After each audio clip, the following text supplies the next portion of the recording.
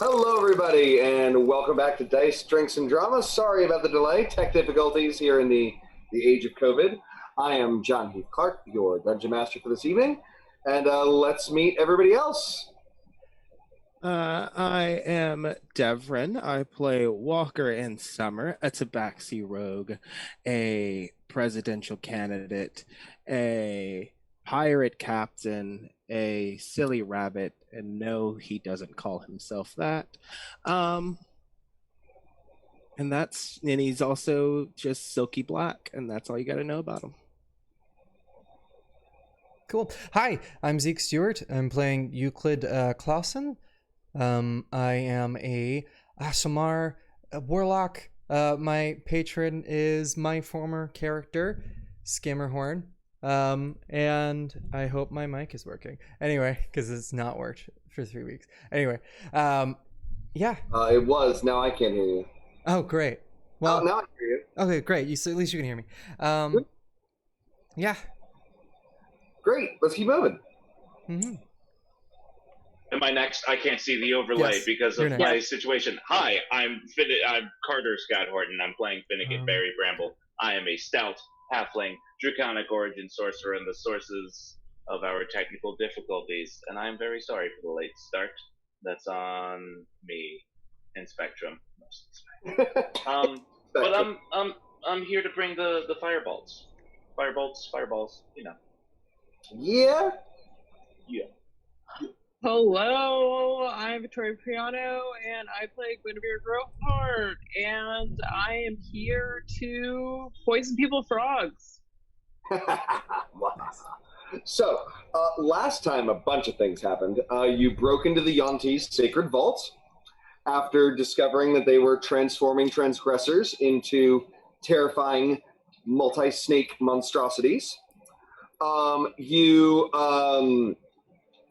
left there, and after a great deal of politicking, intrigue, special fancy dinners, and returned to Tectatawatl, where you confronted Stormseeker, who said some very mean things to our beloved Walker and Summer before being officially taken off the campaign. To who knows what end. Do we want to pick up immediately after that scene, or do we want to come to the next day after a long rest? Did anybody have anything they wanted to do at the end of that scene? Just giving you all agency. Okay. Thank you. But Finn's fine. Yeah. Finn's aghast. Great. Great. So it's the next day. Today is a big deal for a number of reasons. The other two candidates are giving major speeches, and there is no announced speech for Walker and Summer, because nobody right now is running the minutiae of the campaign. Right? The two other candidates, as a reminder, are Denise DeMaug, a dwarf who is running on protection and militancy. She was a former pit fighter, and her whole trick is to this city needs to be defended. We need to cut ourselves off from the outside world. And then the other candidate who's also giving a speech today is Halioth Sungold, a high elf who his whole purpose is to get things as close to normalcy as possible, like they were under the dragons, but with freedom. And he is giving a speech on that subject as well, about how we just need everybody to be leading normal lives and things will come back to normal. Now, there's also so the Yonti promises come into effect after you win. They're going to help you win, and if you win, there are things, Walker, that you need to do.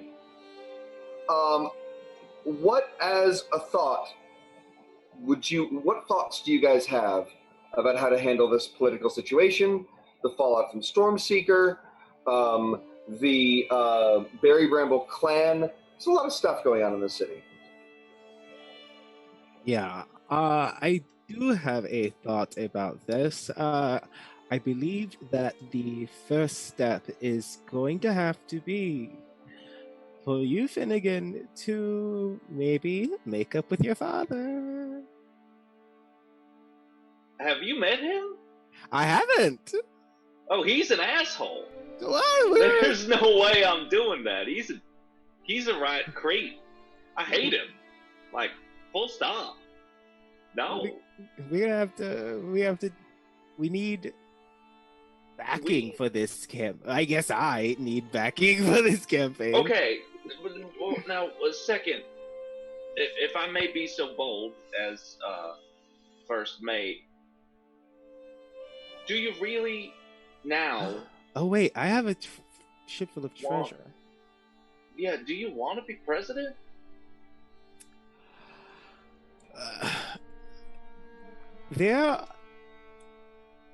After being in this city for long enough to know its like inner machinations, and I just feel like there needs to be somebody here who is actually fighting for the city, and like I guess it has to be me if it has to be anybody. Okay. I mean, who else could it be? Certainly. Well, I don't know. We haven't dwarf. Really heard the other two people out. One of them might be competent. Yeah. We should have talks with them. That's what I was thinking. Because if one of them makes like a decent leader, then we can go back to the ship. Pirating. Money. I like the way you think. Thank you. Me too. So, yeah, we can put the dad business aside and let's go talk to some strangers. Let's talk to some strangers. Yeah. All right. Denise or Halia? Actually, why don't we have this be? I know we have a little light viewership today, but they can decide. Should we talk to the Elven business as usual candidate or the hyper militant defend the city dwarven candidate?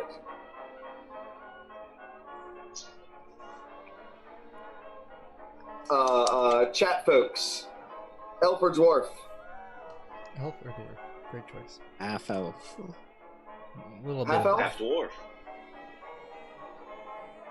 High or low? Is she a half dwarf? She's not a half dwarf. No, she's a dwarf. But Haliath could be. He is now Privy Pants. Business elf. The question was, is the elf in a suit? And the answer is now yes. Mm-hmm. All right. We have 2 elves and 1 dwarf. Business as usual. All right.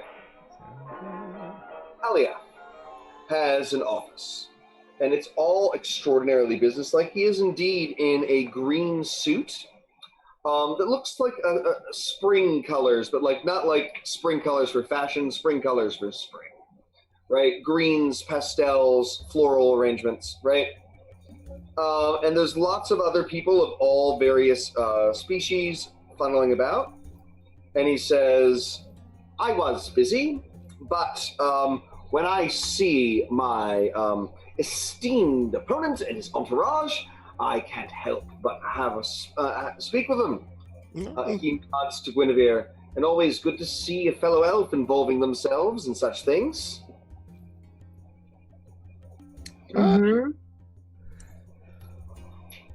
So thank you so much for meeting us on such short notice. You were busy? Well, I am giving a major speech in a few hours, so yes. But as it stands, like I said, I will always make time to speak to the glorious opposition.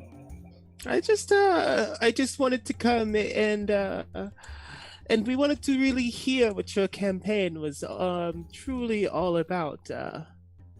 How you plan to take this nation and make it even greater than it is right now. Simple. Very simple indeed. We Tekatuatl and what is now Talion had a number of treaties and setups with the other dragon empires. We're going to keep things as they were. We'll continue trading with the other dragons. They cause no harm to us. We will consolidate wealth in order to protect ourselves, but not go overboard, as Ms. DeMaug would like to do. And yes, simply money, treaties, and making sure that civilization continues running as civilization is wont to run. Can I roll insight? Mm-hmm. Like, okay. I don't add anything, do I? No, I do. That's a 21. 21? All right. So, like, is he naive enough to think that dragons won't try to reclaim the territory, or is there something else going on? No, he's absolutely in corporate pockets, and by corporate I mean dragons. Yeah, okay. He is going to try to get this city running as pleasantly enough in a state that is as close to freedom as possible, while lining his own pockets. And it's not going to be like, end of civilization stuff, but it's definitely, neoliberalism. Yeah. All right. Back. Yes, Rai. Centrist. Except worse, corrupt centrist. Like, centrist in name only in order to get votes. That's so interesting. So let me ask you something. The people right now, the lowest of us right now, who have no real family to rely on, and so they don't have any, they're just out there scrounging. What are you doing for them? Well, there's no reason a civilized society should have the dregs out in the open. We'll make sure that there's nobody that's unable to eat. We don't want to, there's enough work for everyone to go around. I mean, people have to work, they have to earn their place, but if they're willing to work, there's food and money aplenty. We have, after all, have access to many of the Green Dragon hordes. And you would like to keep working with these dragons, even though you would be working with other slave nations, yes? Well, of course. I don't think most people of this city are morally opposed to slavery in the abstract. They're morally opposed to slavery in the specific. They themselves don't want to be enslaved. It's not like we're trying to cure all the world's ills. We are simply trying to survive as best we can here. Pardon me, buddy. Were you a slave here? I was indeed. And you're fine with slavery in the abstract? Oh, indeed. It's not like we're going to stop it. Dragons will be dragons. There are some, yes, dragons will be. It's not like we're going to reform the entire world. There will be no slavery here, and is your platform end slavery across the entire world? Also, no more violence anywhere?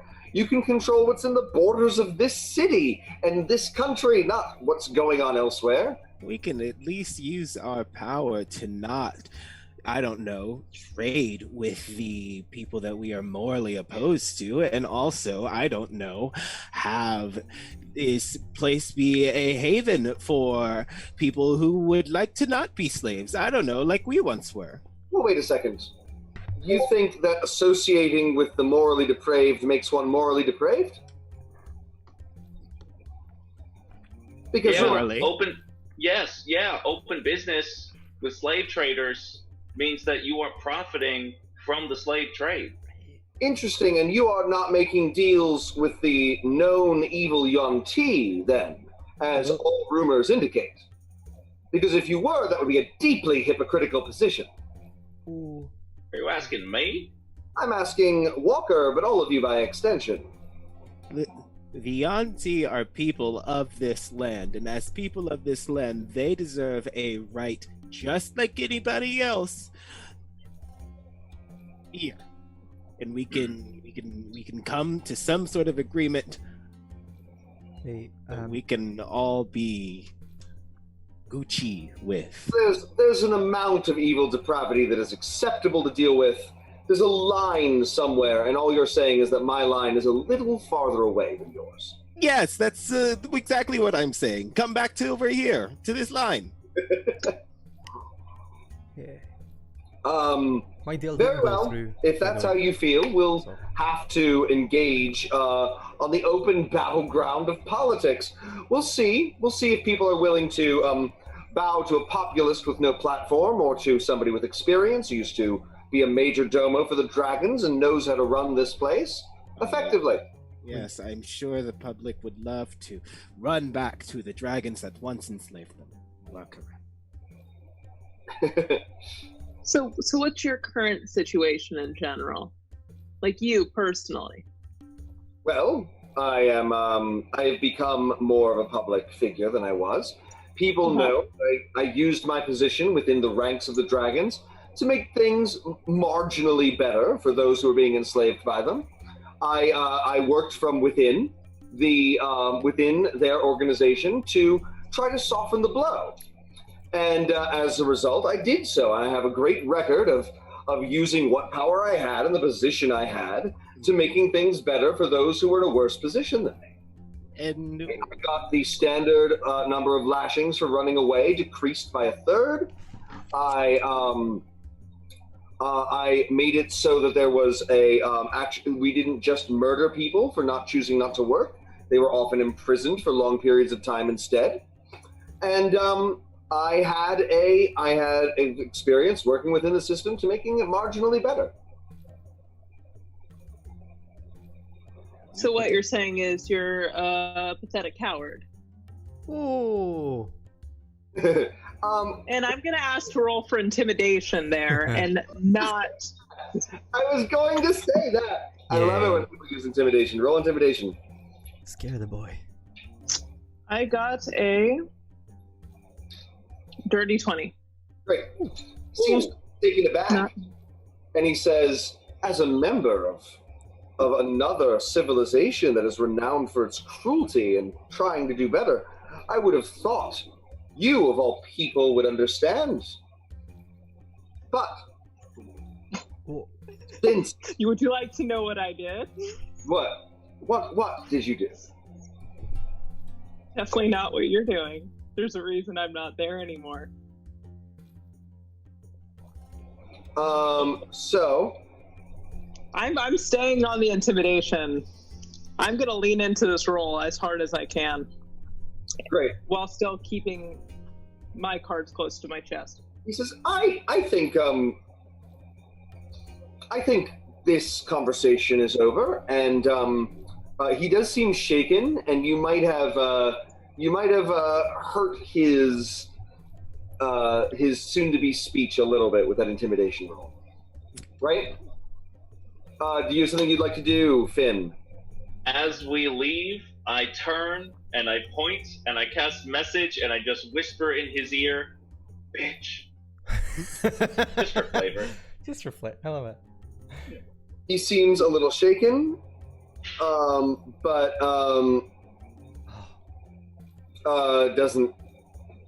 doesn't challenge anything as you leave. Oh, darn. Well, Denise that was a lot. Yeah. Captain. Mm-hmm. I've had an ace up my sleeve for ever since forever, because you've always known me as a sorcerer. Yes, I've known that. Yeah. So I've got Brain one cells still up for a thing. little. Just a little bit of a nosebleed. Yeah, I know that. I've got one ace up my sleeve that I've never shown. One thing I can do, and I could hypothetically make him go on a murderous rampage. If you wanted me to do that, I could make that happen. Well, wait, who would he murder? Well, the closest people to him. So I was thinking, during the speeches, once he started to get a little nationalistic. And then he would, murder innocent people? Yeah, most likely his cabinet, whoever would be closest to him, it would be very obvious. He would have glowing like his head. jagged bits of metal. Yeah.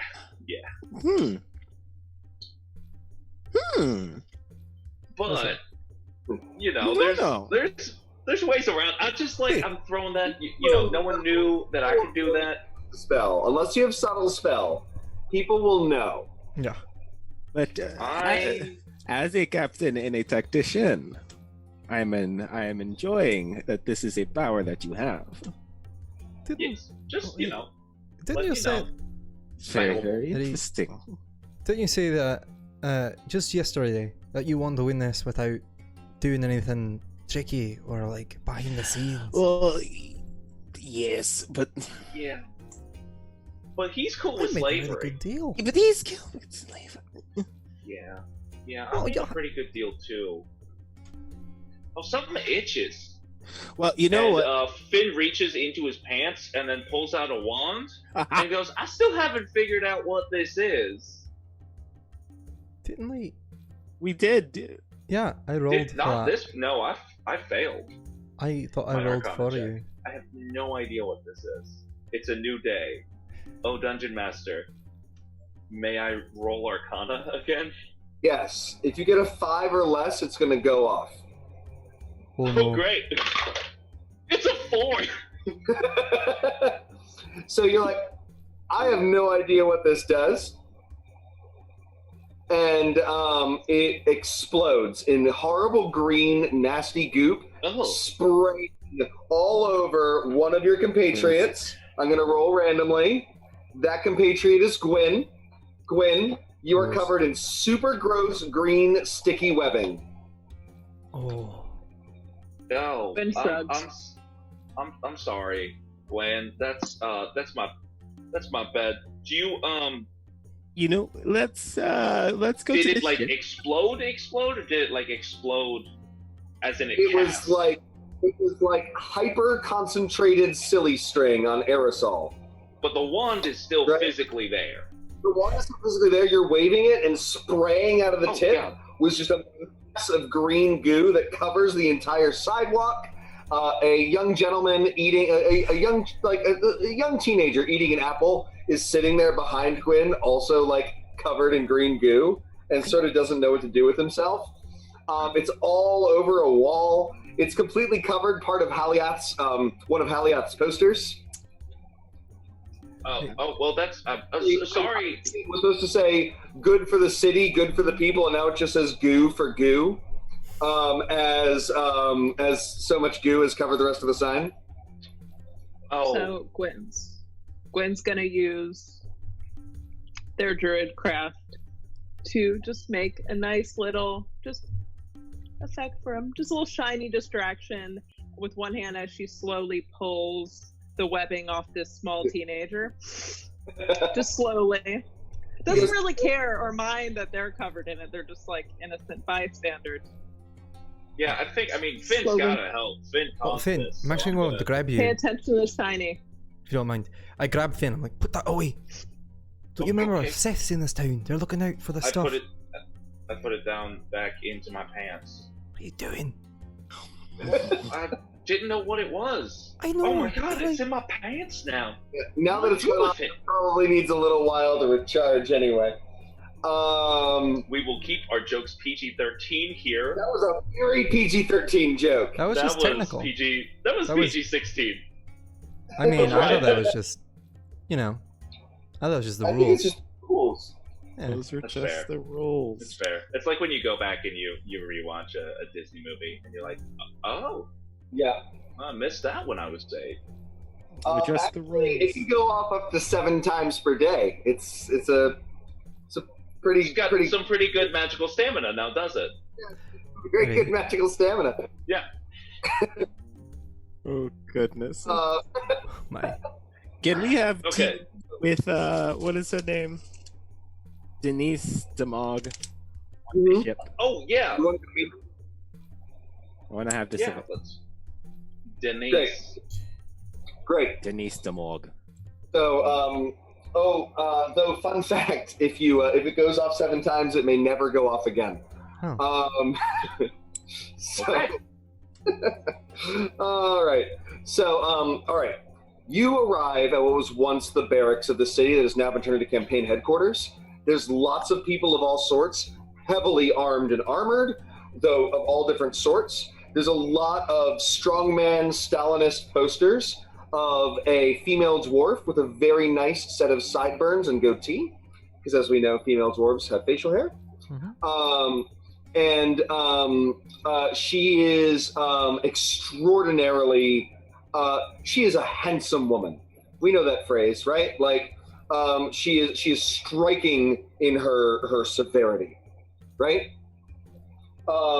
They recognize you all immediately, and though they scoff at you and seem to have very little respect for you, the folks here allow you in, right? So you are brought into what was once a war room, and it is indeed a map of Talion with different thoughts and plans for invasion. And Miss Demaug says, "I was wondering when you would come in. Hello, Walker in Summer, Denise Demaug, as you know, and your entourage. Good to see you." What's your dialect? Where are you from? Sorry? Oh, I'm sorry. You're a dwarf. Normally, everyone sort of speaks like me. Well, yes, if they're born in any of the dwarven holds, but I was not. I was born a slave in this city.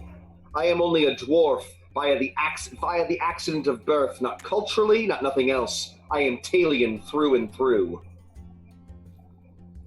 Oh. Nationalistic, then?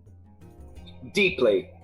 We are the first time where we are able to determine our own destiny, and we will not allow outside forces, especially not monarchs, to come in and tell us how to run our country.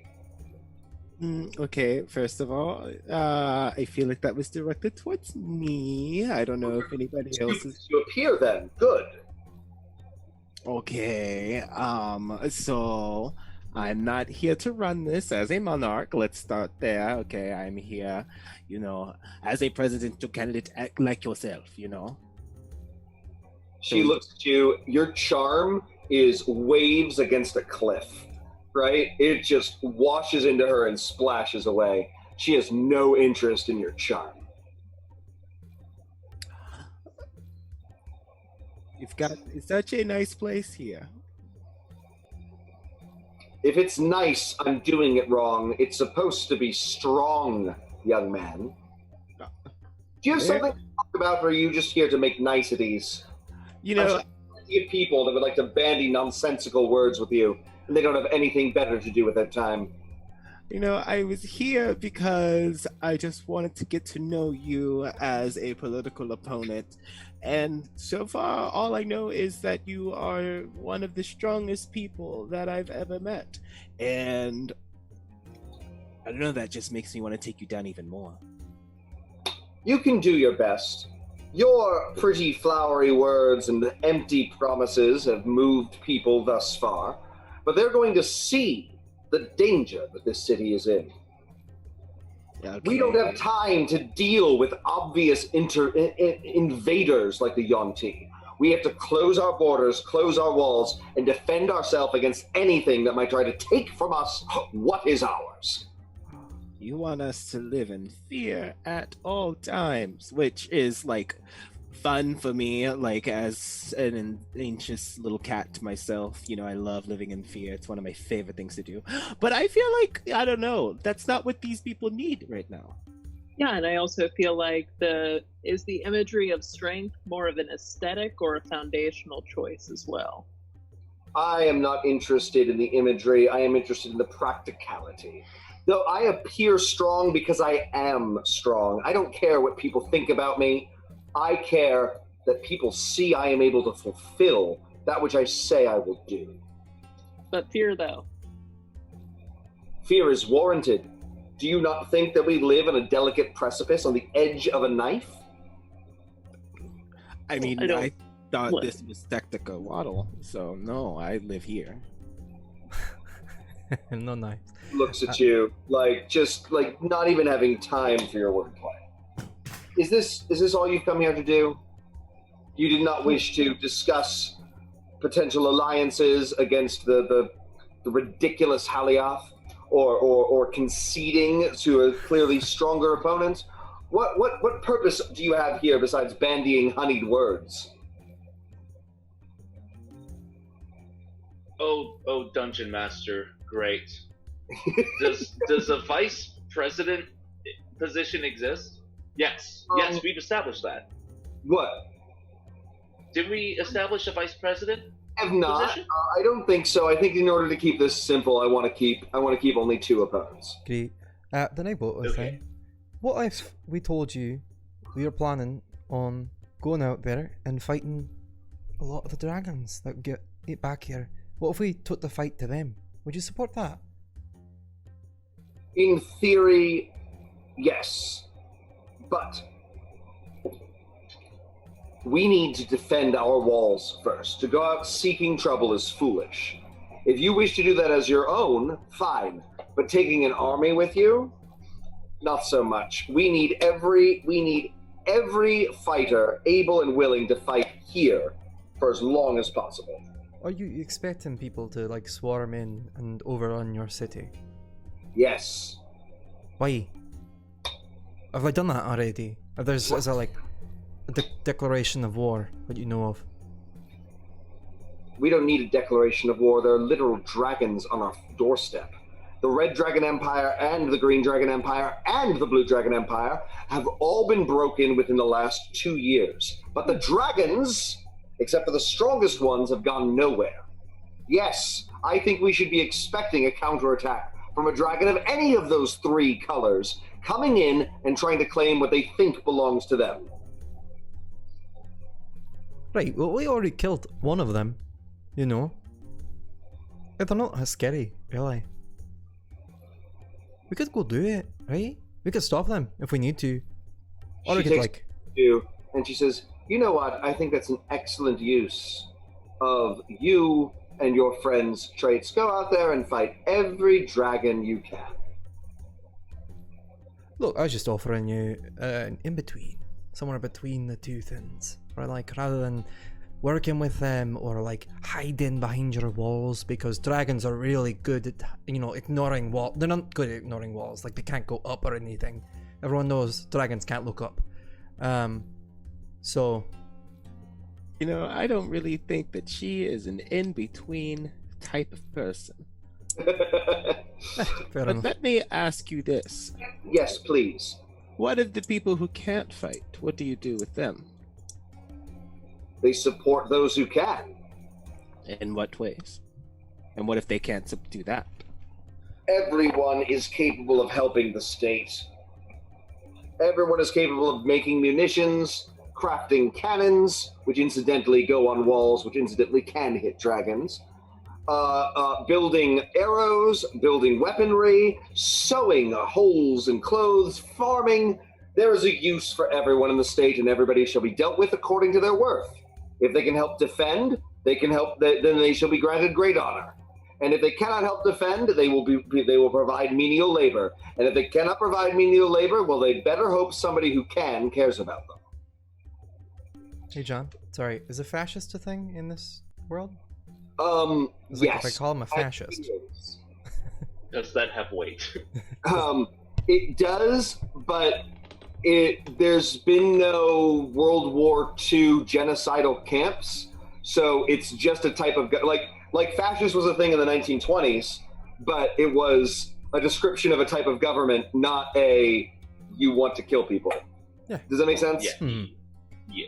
Like it you can call her fascist, you will say, yes, that is the kind of government I espouse, good for you. Does that make sense? Yeah. Gotcha.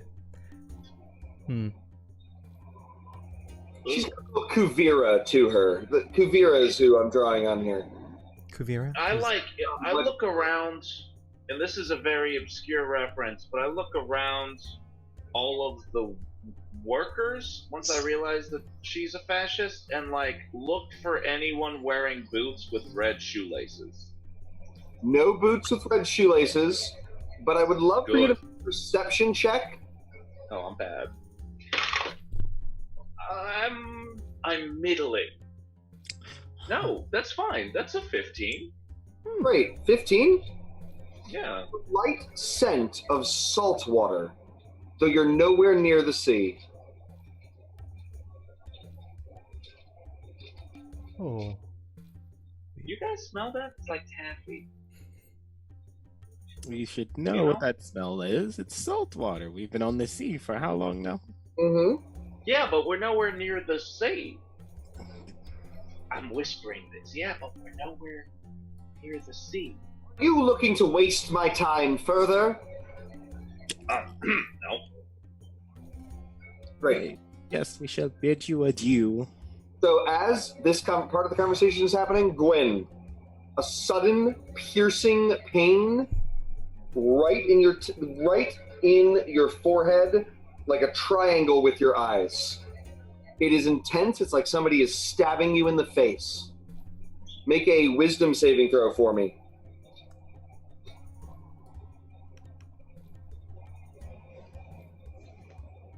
Alrighty. 18. 18. You maintain your composure, but you feel as though there's something sapping your energy, draining you immediately.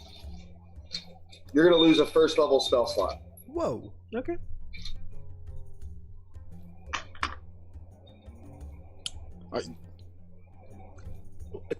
Do you like fall, or like is there like a physical? The wisdom save was to maintain composure. Okay. Right? So we don't Is there anything else any of you need, says the dwarf. Statue Quinn. No, I Euclid, think you're saying some interesting stuff in the chat, and just maybe. I can't. My character doesn't know about this, so I can't say anything. We shouldn't metagame. Yep. Sorry. So here's my question.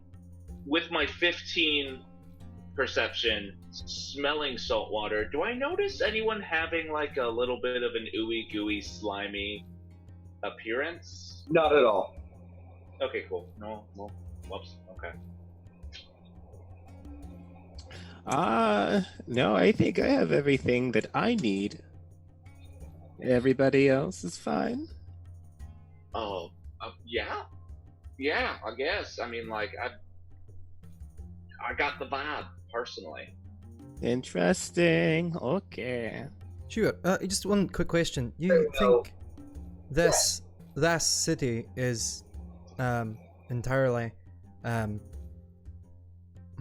sorry, that dialect went really weird, crazy. This city is entirely self-sufficient. Like, if you close it off, it can live by itself. Yes, we have the farmlands. We have the munitions. We have everything we would need to survive on our own.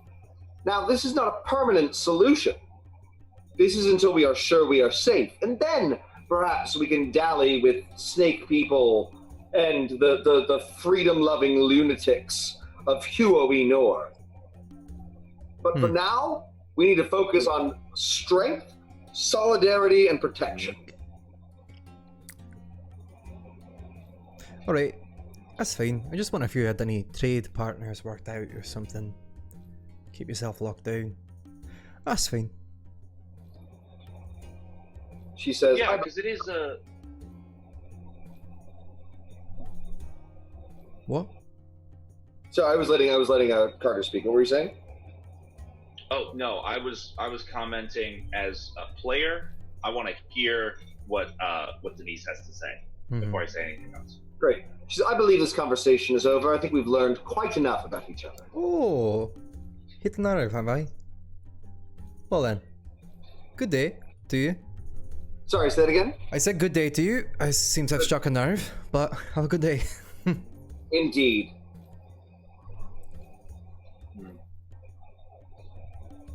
So, you all leave, yes? Was this what I wanted to say? Finn? Well, no. Finn's an idiot. Finn doesn't want to say anything, but Carter definitely would have wanted to say things. I think she ended it pretty concisely, though. I mean, Finn's not gonna Great. I don't want to. I don't want to fight. As you step outside, the your brain is getting worse and worse. It's spreading across your forehead entirely. Make another wisdom save for me. And this is only happening to Guin. Correct. 15. Great. Now you are going to collapse right as you leave. Would somebody like to catch her? Them. Absolutely. I'm yeah, swift. of course. Walker, acrobatics check. See, I'm very swift.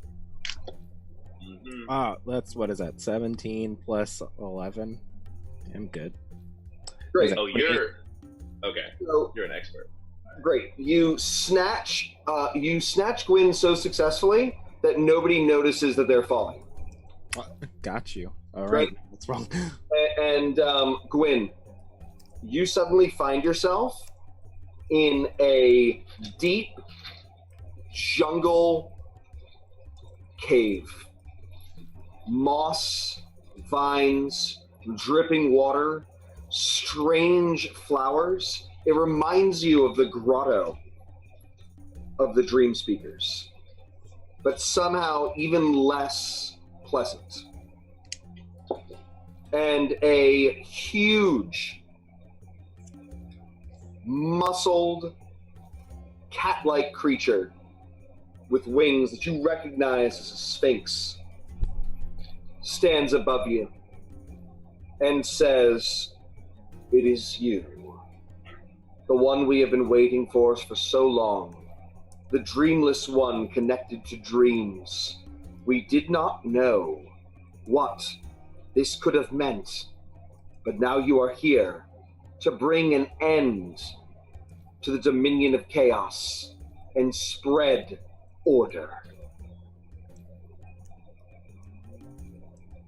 See, I was expecting riddles direction of vague, but that direction of vague's okay too. How so? I have given up on riddles. Riddles are the realm of dreams, our enemy. Smart. We seek a combination of autonomy and order. I regret invading your brain in this way, and even more so, draining you of the dream energy upon which you thrive. You must come find me. When you awaken, you will know where I am. Okay.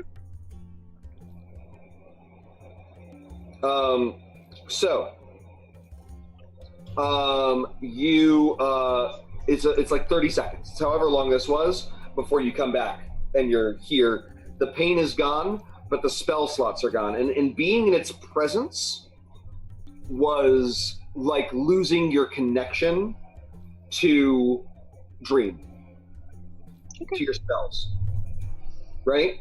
It was orderly. It was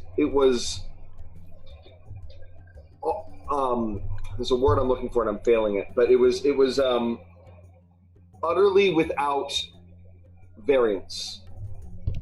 Does that make any sense? Yeah. Like So Pixie World like SeaWorld? from Very Odd Parents. Oh, sorry. I don't know if Fairly Odd Parents. I thought you meant the Deep cut. Deep cut. yeah. Great. So, you awaken. Midday. From your strange vision. The pain is gone, the spell slots are still gone. Any thoughts? I'll field questions. Are you alright? What happened? Just fainted. Then saw a cat, very large cat. Not that big. Told me I'd know. No, much larger cat. Had wings. It was like, Oh, you two together, but baby and large. Interesting. cat face? Yeah. Did they talk It was to you? a sphinx. I'm trying to make light of the mood, guys. I just figured I passed out, tried to tell some jokes when I come to, you know? Well, you just not too passed great out. at that, still learning. Yeah, your eyes like at least back in your head. I'm not in a jovial mood, personally. Wait. You okay? Yeah. Do you need like, I don't Drink? know. I was gonna say like, yeah. I was gonna say a drink. A drink, yes. That'd be nice. Let's go get a drink and figure out what this is all about, and let's plan our next move. Because I did not like that girl either. No, it looks like. So, I imagine you don't want to return to the Gorgon's Gaze, which is very much Stormseeker's bar. Actually, I do want to return to this. What is it called? The Gorgon's Gaze, and I do want to have our drinks in that room, and I do want to check for bugs, to make sure the room's not bugged. And I Physical do bug. want to kick Stormseeker out of his own room, because how dare you?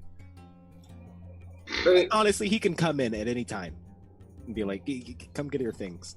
He doesn't seem to be there and doesn't seem to have returned since you were there. Right? Mm-hmm. Looking like himself, maybe. Exactly. I mean, there's no... Yeah. Right? And you're having your drinks and discussing recent events. With a Mai Tai. It is at this point that Haliath's speech should be happening in the town square. Ooh. It's also necessary to mention that Guin will take an alcoholic drink. Great. It's been ages. Well, so you saw this sphinx? It was a vision? Yes. Surprisingly, they don't give out rhymes or riddles.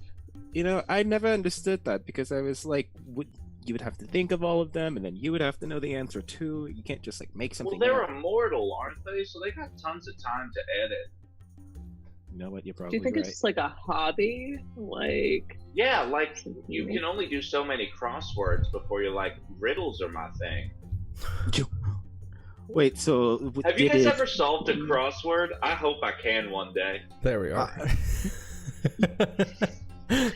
we can help. They with seem that. fun. Okay, please. Wait, so did it like want you to do something, or it didn't speak riddles? So what did it speak in rhymes? Hopefully. No, it kind of just told me that when I woke up, I'd be able to know where to find it, and it could help us out.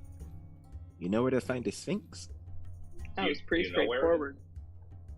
Where is it? Well, yeah. I don't know, John. That you can quite describe. It is a location. If you started walking into the jungle, you would know where to go.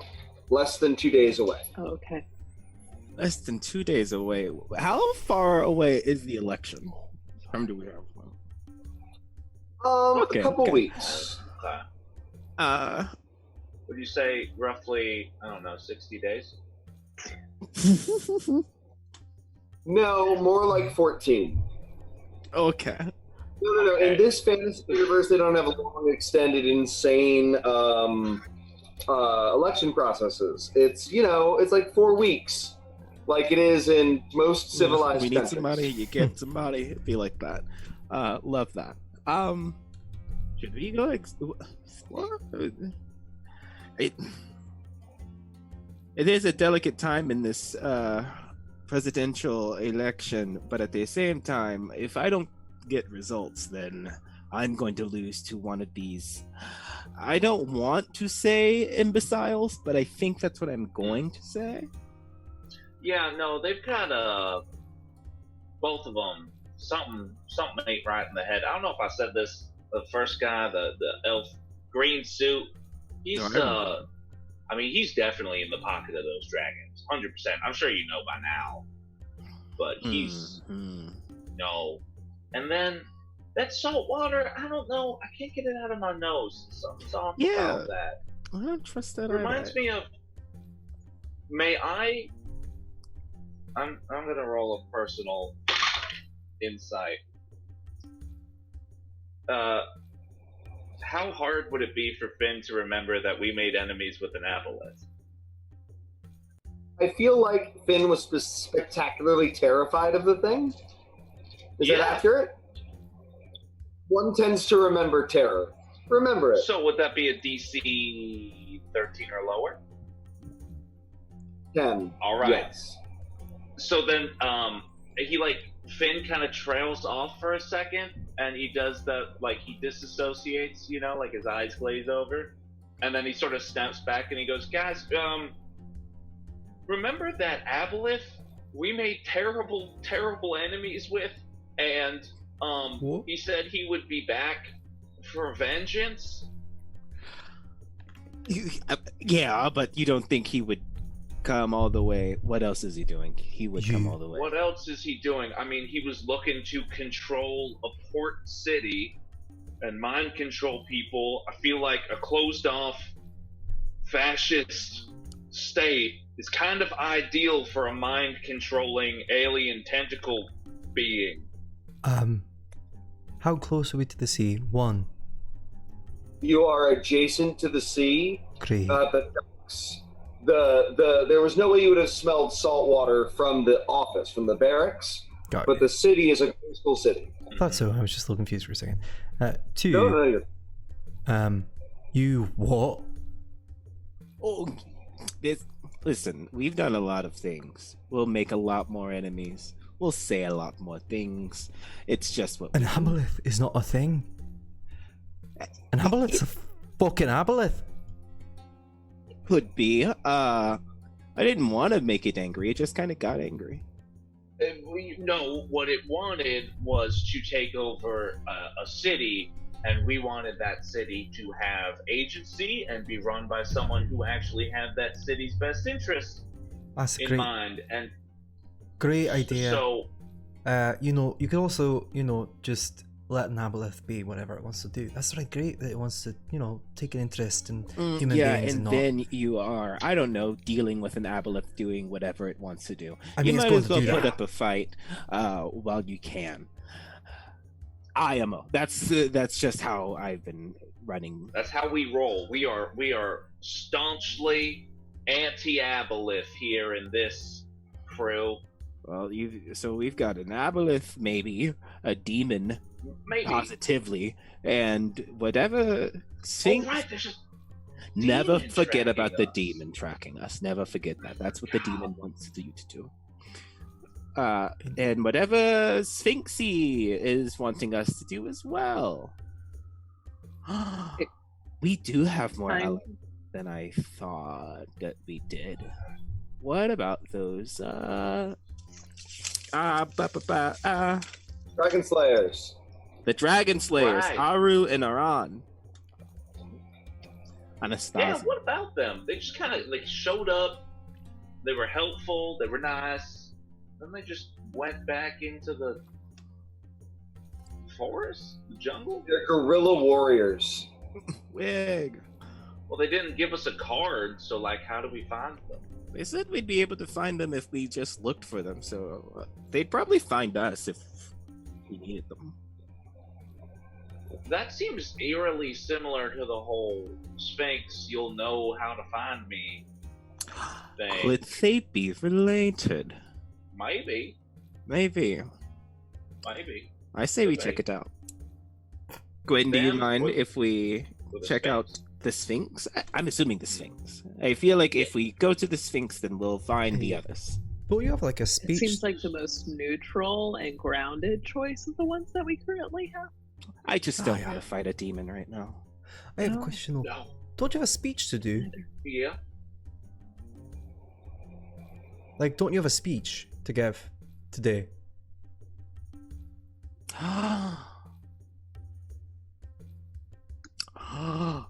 Do I?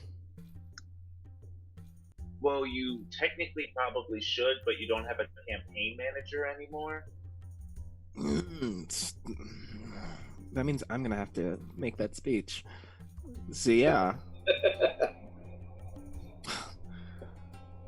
Well then, Only one person has to make the speech. I guess I could catch up to you guys. No. Well, no, we could. I mean, like, Guin fainted. I feel like maybe we just take the day and we recoup, and then we head out tomorrow. First light. All right. All right. Let's go give a speech. You can, I don't know, have a Mai Tai during the speech. I love a Mai Tai. Going to go to the place that you least expect. A library. What? Yeah. What are you gonna do with it? I don't. Can you read? Look, I can read. I am literate. Barely, but I am.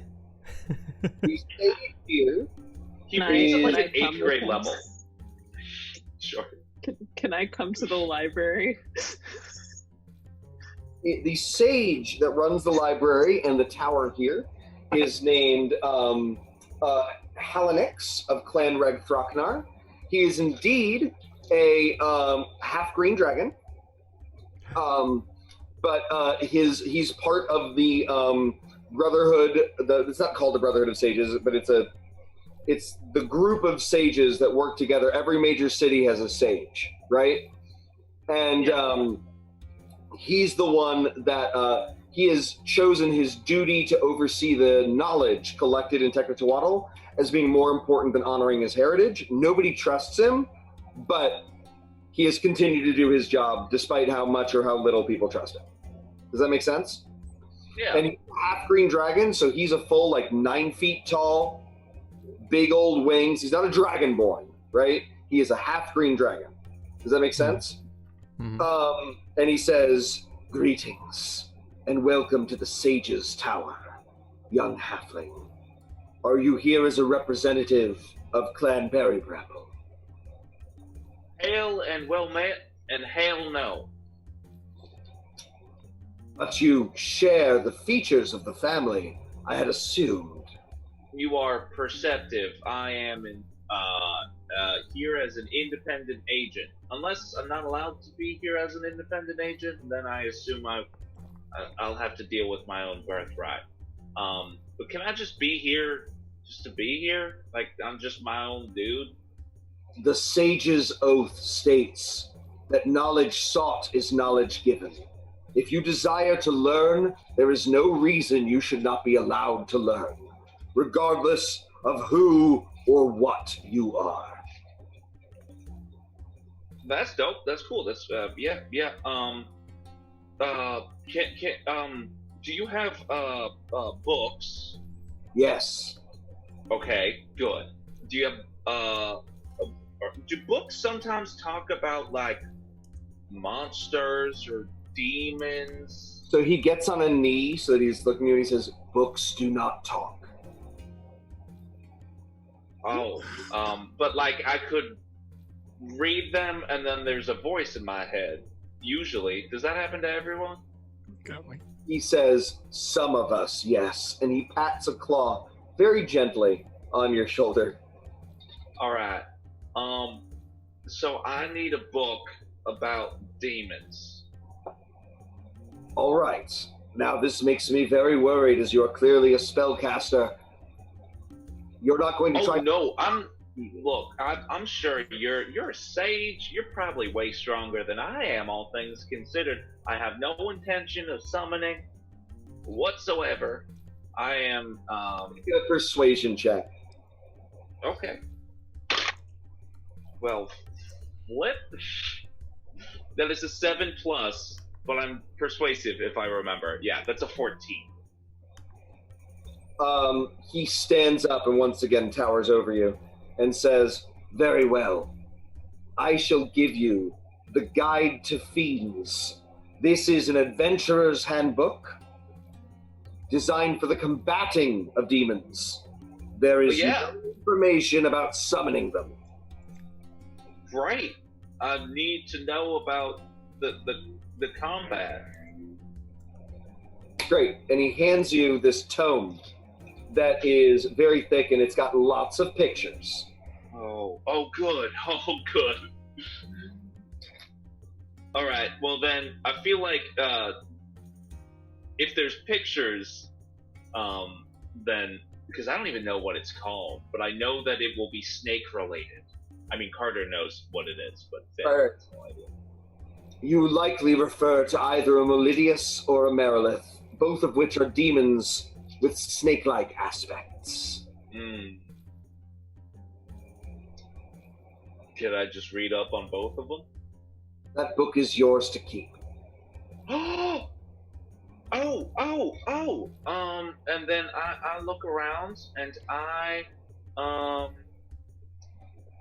you know what I do? I've got that beautiful geode bowl that I got from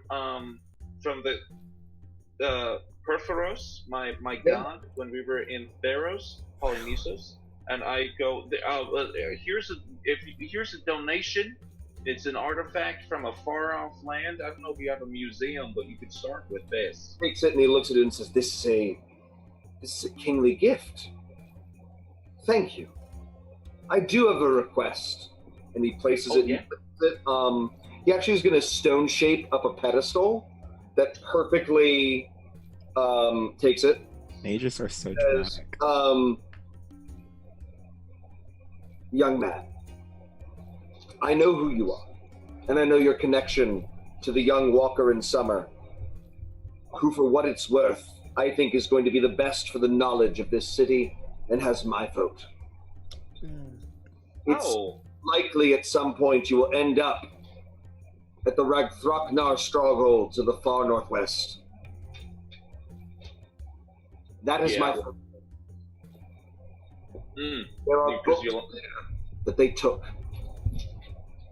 I would very much like those books returned to me. This is by no means a treasure barge, right? That is Clan Kasaba. Okay, good, great, because no reason. Hey, since I like... Oh, no. I'm putting on weight. Anyways, since I'm like... It's so real. By the way, everybody wants to sleep with this dragon daddy. He's learning. You, and we're friends and all, could you tell me what this is? I found it on the street. He handles your wand delicately as you hand it to him. Thank you, Dragon Daddy. He says, I don't know that is what... Oh, you're not a father yet. That's all right. There's time. No, I know. You can make a family anytime you want. You just gotta ask. He pauses, very clearly distracted. Are you flirting with Dragon Daddy? Will it get him to tell me what my wand feels like? He will almost certainly feel up your wand and tell you exactly what it feels like. Well, we know what we're doing. Is it persuasion? Regardless. Oh. No. I mean, like, is he cute? I just heard, like, tall, half-green dragon, and I did kind of just eat, I might have, like, eaten, like, a cousin or an uncle. You did. They're technically related. I've decided that's a turn on for Finn. Yeah, no, he's hitting. Great. We'll add a few more things. He is apparently middle-aged, right? But probably means he's quite a bit older because he's half draconic. He's got big, wide glasses that make his green eyes that are surprisingly warm a little bit larger. And he's clearly well-built despite being a wizard. Nice. Oh, we love a swole wizard. Yes, we do. His face is draconic, right? To be clear, half dragons have dragon faces. They're not dragon, and even dragonborn do, but this is like full on dragon. Wow, it's getting very intense in the chat. Oh my. Great. So what was your seduction check? Is it persuasion? It is whatever check you'd like it to be. If you're actually trying to seduce him because you like him, it's persuasion. Well, it's pretty bad. It's a 12. We're gonna say that doesn't mean that he's uninterested. We're gonna say that he doesn't notice. Oh, Okay, Right. good. Cool. that's sad. Great. Too clever for your own good, and he says, "Oh, I see. This is a Yuan-Ti-made wand of web. You didn't Oh. steal this from the Yuan-Ti, did you?" No, I told you. I found it on the street. Make I it already said that. We've established that. You've Make it established that you yeah. believe that. make it. Oh, come on. He's now he knows it's Yuan-Ti made. He had no reason to question it earlier. 18. He says, "I have heard the Yuan-Ti were searching for such an item. You should consider returning it to them if you somehow randomly found it on the street." Who did you hear that from? I am a knowledgeable being. The Yuan-Ti seek guidance from me as well. They actually asked me if I'd seen an item such as this, a green gem. And what is the third item? Why am I blanking on it? There were 3 things you stole, right? It was the armor. And the armor of scales. Oh. Sorry, What? it was the bag full of tribbles. Oh yeah, that too. Yeah. Oh, and a Mega bag of tricks. tricks. Oh, wow.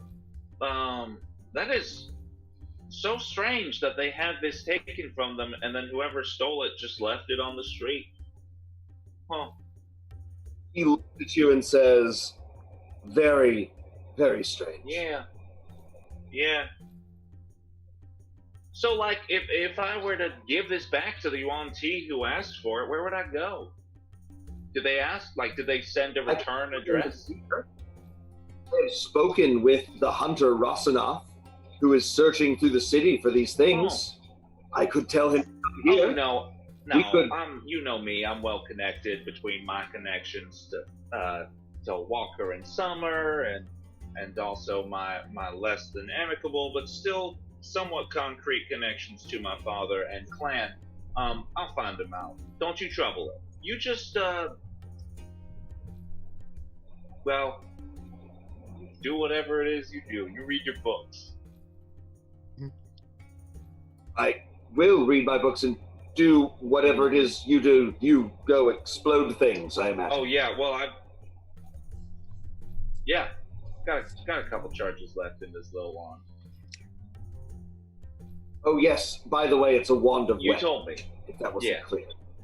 Good. Yep. Sorry, I just wanted to make sure I get distracted sometimes. He gazes soulfully into your eyes. Oh, for a do you? moment. Oh, What's distracting? Make another persuasion or performance check. There we go. That's a 22. woof. Wolf indeed. There are other books in my private room that we could peruse together if you wish to learn more. Well, I'd love to accept the invitation, but full disclosure, I'm not much one for reading. I could, and he unbuttons a button on his librarian's uniform. Could always read to you. In that beautiful sultry voice, you talk to me any way you want. And he invites you to view his book collection in his apartment, which is classic seduction techniques. That would work. on me. Fun fact, he is actually, pre or post lizard sex, going to actually read to you from the sections about, and you realize the demon that you're talking about is a Merilith, Okay. and they're extraordinarily dangerous. They've been known to take out entire armies. Okay. And the big dangerous thing is that they'll squeeze the life from you with their tail and then stab you many times with their But swords. they're not, they can't make themselves look different like I know some demons can. Meriliths are not able to change their appearance, but they're extraordinarily stealthy, or at least this one is. All right. Okay. It's like operating from the shadows. Standard ones they used to be stealthy in some edition of this game. Not so much anymore, but this one is particularly stealthy. I kiss him on the snoot. I tell him to have a good day, and I leave. With the book. Yeah, the book is yours. Yeah. Cool. Cool. I got. I want it's Droopy Pants'. I want a big hot fantasy man to hold me in his giant scale arms and read me fairy stories. I agree. Tell me all. I like that you picked up there, not when they have now put me in a corner and are forcing me to do something that I love to do, and it's not a force at all. Is this the dating sim game? I really hope so. Can we take a hard... We started 15 minutes late. I'm putting ourselves on a 15-minute later timeline. I just want to check with my players if that's okay. We can go to 1:15? Oh, yeah, I'm absolutely. I'm fine with that. Wait, 1:15? Oh, for the end. I thought you meant until break, and I was like, no. No. We're at break time right now, but I want to do it in 15 minutes. I want to check with you guys before because we had technical difficulties. Yes, that's why I'm trying. Damn Fine Cup of Streaming says, man, the backlog of this episode is missing out on not having this chat. That's why I'm trying to bring some of it to life through the art of speech. All right, so great. So that happens. I don't want to marry you guys to what is said in the chat, but I would like to know what the chat thinks is worth investigating. Why don't we reiterate what the different threads are to investigate right now? There are several. Mm-hmm. There is the Sphinx that Guin saw. So Sphinx is the demon that has been sit underneath the city that we could probably, I don't know, do something about, maybe? Demon. And then there is demon Aboleth. Sphinx, demon Aboleth. We don't know it's an Aboleth, but we could search. We could look for clues. I mean, it's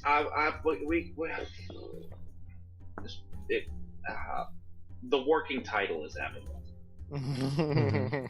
And right. Also your speech, like your political journey. Yeah. Yes. That's what I mean. Like all those things, we could like investigate tomorrow, but the speech has to be done today. Speech gotta happen today. The speech. 407 years ago. And then there's the things in the chat. Is the berry brambles. Oh, the berry brambles. And and Haliath Sungold's mysterious connections. Oh my God, so much so many things. Oh, yeah, that's connections. Oh, yeah, the House Cassava. What I would like to know what the chat is interested in. I'm gonna let you guys choose, but I would like to see what I'd like to see what the chat has to say about all that. The berry right? bramble shadow. We don't want that. The underground war for undergroundness. King. I really don't. Look, I'm saying this right now. I will straight up shank my father. I was like, you might just have to strangle him. Yeah. And I'll do it for you. My hair's getting long enough to just call me Absalom. Which is not going to end very well for Finn. That's a deep dive. Your hair is getting long enough for my Twitter requests. All right, so people are thinking about this. We'll bring it up again as an actual thing, but it does seem like some people are for investigating Haliath. Some people are for dealing with the berry brambles. But let's move to Walker's speech. Speech time. Here, hold on. Let me change the music. Where are we at? Where is the speech? The speech is in the town square. There were 2 scheduled. You don't have one scheduled because you don't have a campaign manager, but you could just show up and start speaking. Such a dick move. I'm gonna do it anyway. Do it. Great. Now, do you, Devren? This is a question for Devren. We can do this with a roll and a couple bullet points, or you can give a speech. What's the speech on? What's the topic today? They're talking about what their vision for the future is. Visions of the future. Okay. I can roll with that. I can make something up. Yeah. I'm an improvisationalist. That was a word. Most people sound interested in the Sphinx, so we're going to. Demon Sphinx demon.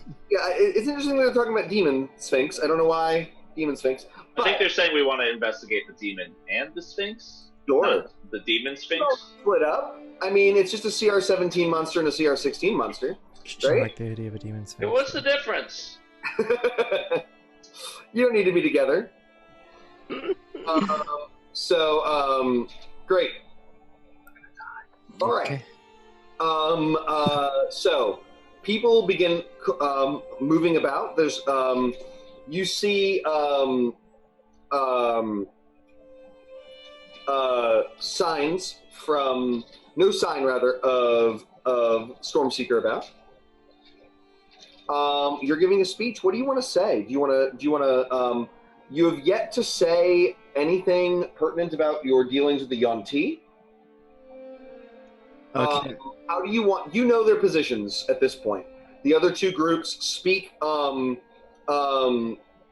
to their interest in returning things to the way they were, and but slightly better. And then the other group speaks to holding out and cutting off for the rest of the world. What is your other ground? It's basically like just literally figuring out a way to live in harmony with everybody living. Okay, like we're just living, baby. Cool. Do you want your wonderful hippie speech, or do you?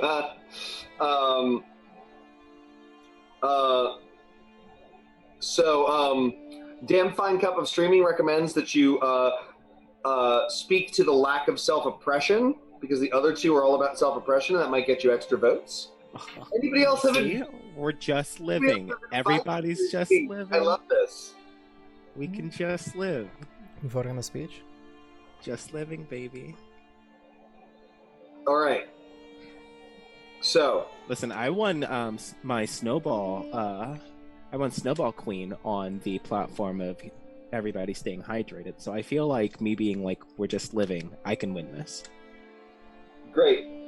Do you want to give a little 1 or 2 minute speech on the subject? Absolutely. Great. Hello, my fellow Tekatawatolians. Please, please, please, please, please, please. I say please because I am begging, pleading all of you to take charge in your own lives. Now, you have me, a wonderful candidate for the position of the president. You've got the other two slightly worse people, if you can't call them that. Also, but at the end of this election, at the end of this race, one of us will be in charge, but not of you. We will not be in charge of you. You, all of you, will all have to work every single day to make this place one worthy of not only living here, but worthy of your children living here, worthy of their children living here, and worthy of anybody who wants to seek refuge here in this great city. Now, one might think, but like, I don't know, I'm not strong enough. What am I going to do if it comes down to me? Well, that means that you just look to your neighbor. Everybody turn to your neighbor and say, neighbor. Neighbor. Thank you. Tell them, neighbor, if you are not strong enough, then you can rely on me. Everybody, I want to hear it. You are not strong enough. You can rely on me. Thank you. That's what I like to hear. Make a persuasion check.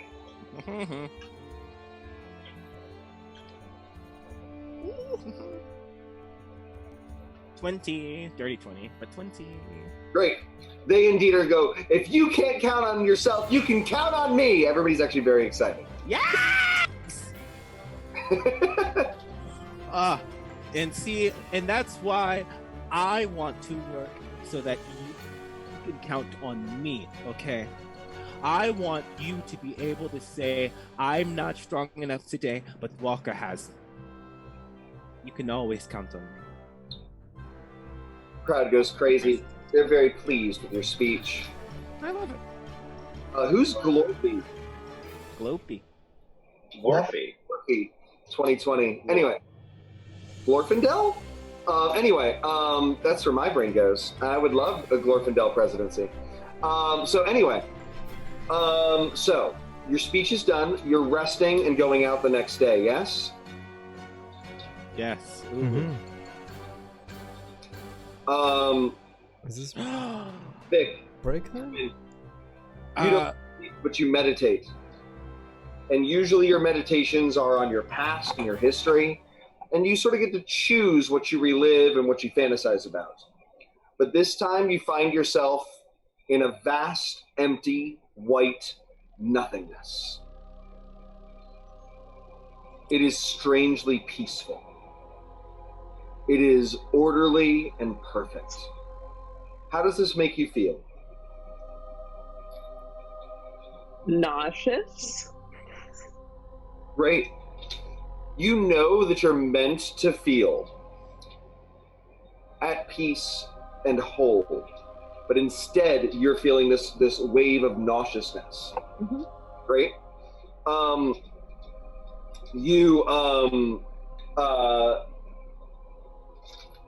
We just lost Carter. No, I'm here. Oh, great. I was just looking at the phone is dying, but I have the internet, so I'll be back on my normal camera. Got it. We'll be taking a break in about 5 minutes.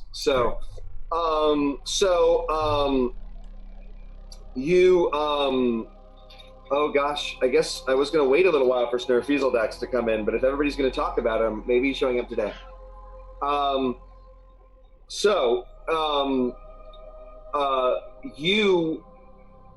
As you're thinking about this, the Sphinx appears to you again and says, "Isn't this perfect?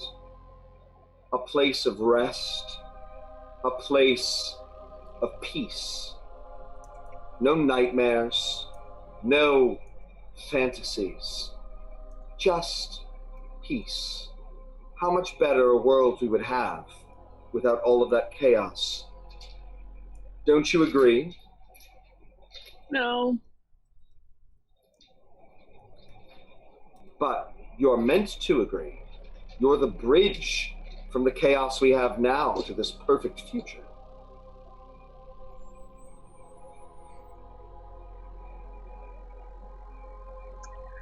I just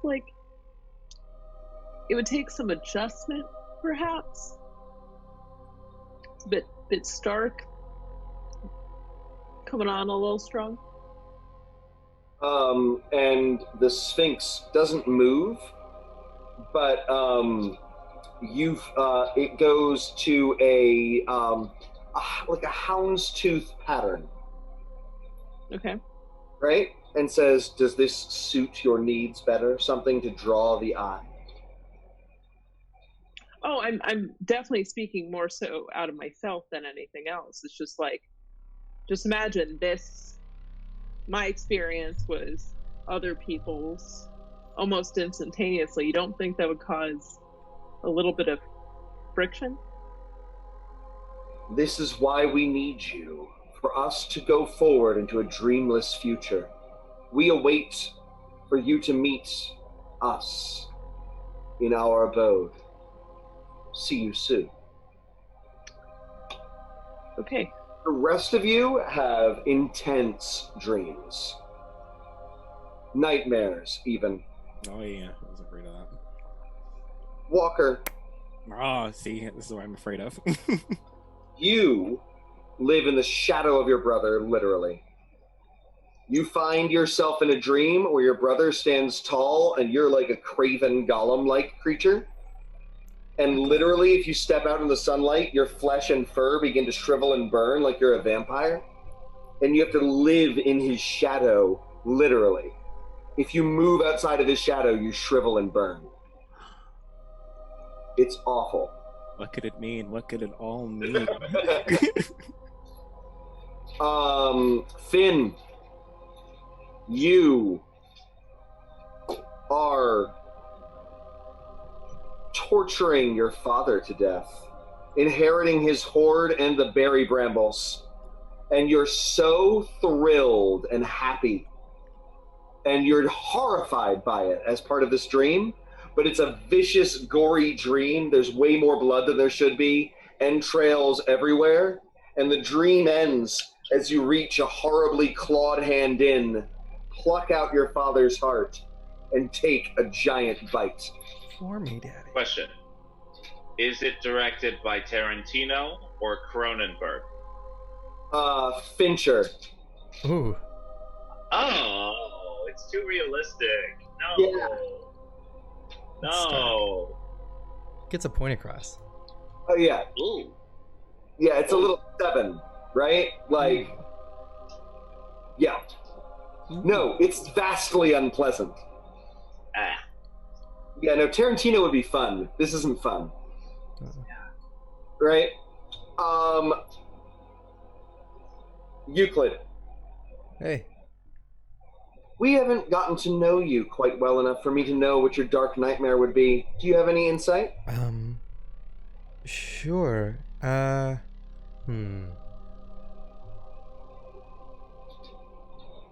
Great. I would once again have the worms living inside of my face. And the knife got it. You and Skim are hanging out. Oh. Right? Sure. But you feel the worms in your face beginning to writhe, and Skim takes off his mask, and it's just a writhing mask where he takes off his face, and it's a writhing mass of worms, and you realize you're just beholden to another horrible thing controlling your every move. You've been bamboozled again. Does that work for you as a horrible night? Yeah. Mm-hmm. All right. You awaken the next morning, eager to explore. That those nightmares shall be our segue into our 10-minute break. Ooh. And we will return at 11:55 in 10 minutes for those of you at different timelines. Great, guys. See you soon. Timelines. Cool. This is the darkest time. Bye.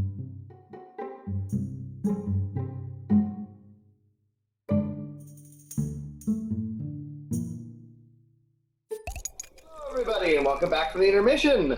We are at the next day investigating things. I think the general consensus in the chat was investigating the Sphinx, but I leave this up to our illustrious adventurers as to where and what they would like to do right now of the 6 different threads.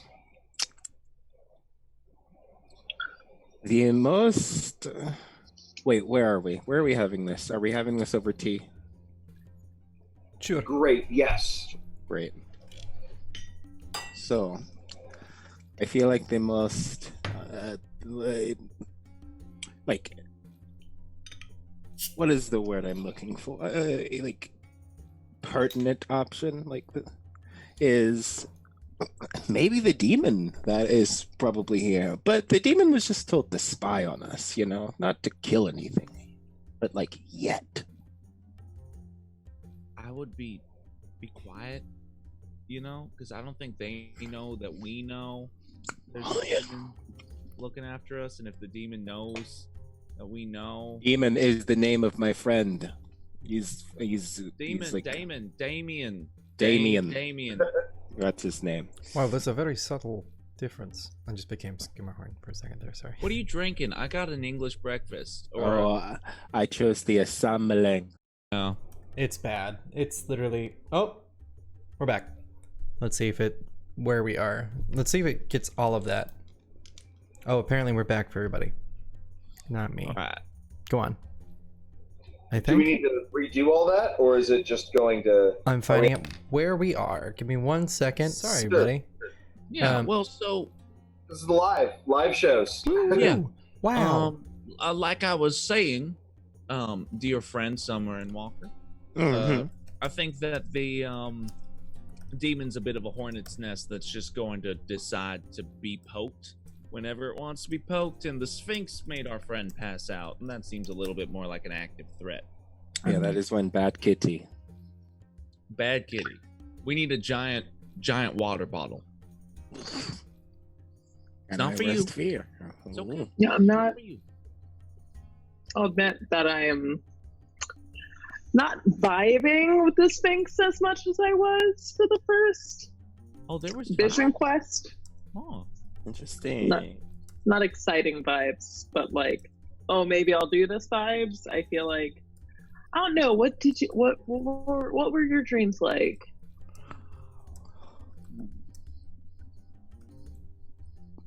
Well, I'm not discussing mine. I'm not discussing mine. Any weird animal friends? Animals? Yeah, No. or anything like that. No. Animals. No weird animals for mine. I'm just trying. I'll tell you more about your dreams, you know? I forget you you're need a dream. Yeah. I mean, like, mine was just,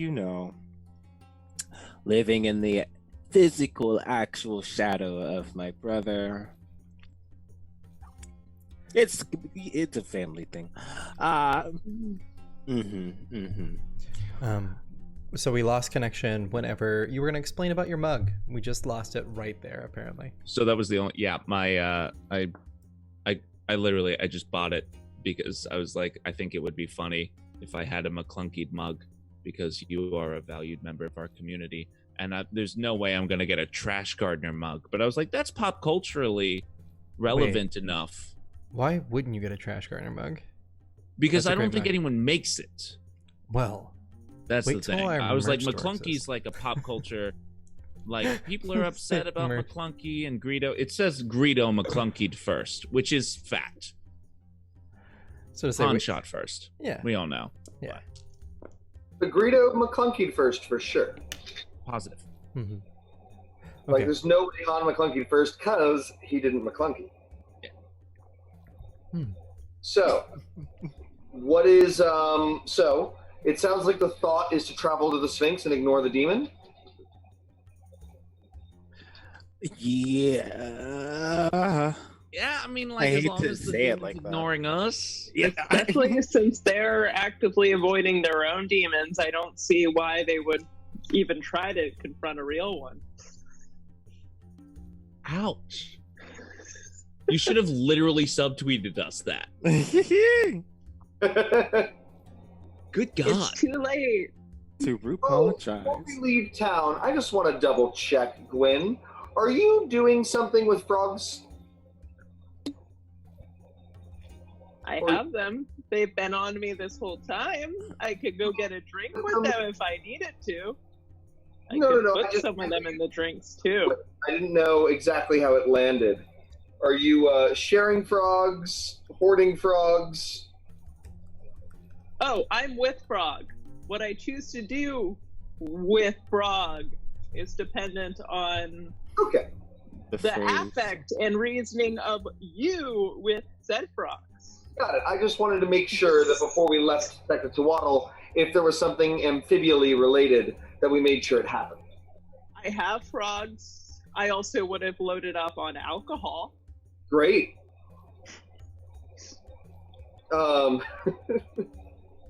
Kill innocent doctor, Ethereal McClunky asks. Great. So, great. So we are traveling outside of the city, yeah? Yeah, nothing needs to happen. 2 days each way, which will bring us to 9 days before election when you return. Well then, like, I should. Didn't we call for him? Like, isn't he supposed to come? No, she has spoken into Gwyn's mind her location. Oh, I was talking about Snorfeezeldax. Oh, Snorfeezeldax. Because Yes. Sure. he was supposed to, like, we had, like, You we know what? wanted our cart, that's why. exactly what should happen right now. As you're figuring out what to do, the door bursts open, and a tiny little kobold, covered in various musical instruments in a pack, right, says, "Friends! I have returned! I have been all over the city trying to find where you are, and now I am here, and you are here! Ah!" And he runs up and hugs you around the knees, Dev. Yeah, as he I just pat the hugged. back of his head. "Hello, Flynn friend! Smooch, smooch, smooch," he says, kissing your cheeks far too quickly for you to avoid. And there is a Guin, and we have Mr. Guin, and then there is, What is this? What is this that just ran in here? what is you this got? that's standing here pointing at me?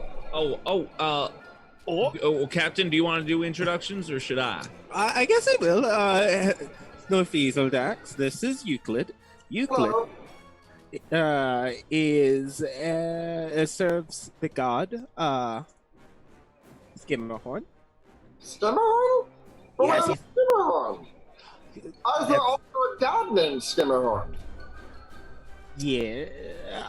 Okay. All right. Yeah, I didn't tell him when I called him. I forgot about that. So here's the thing. You know what's even better than being a person on this world? An earth, a non-person in a non-earthly world. You know, and so. You are not making sense.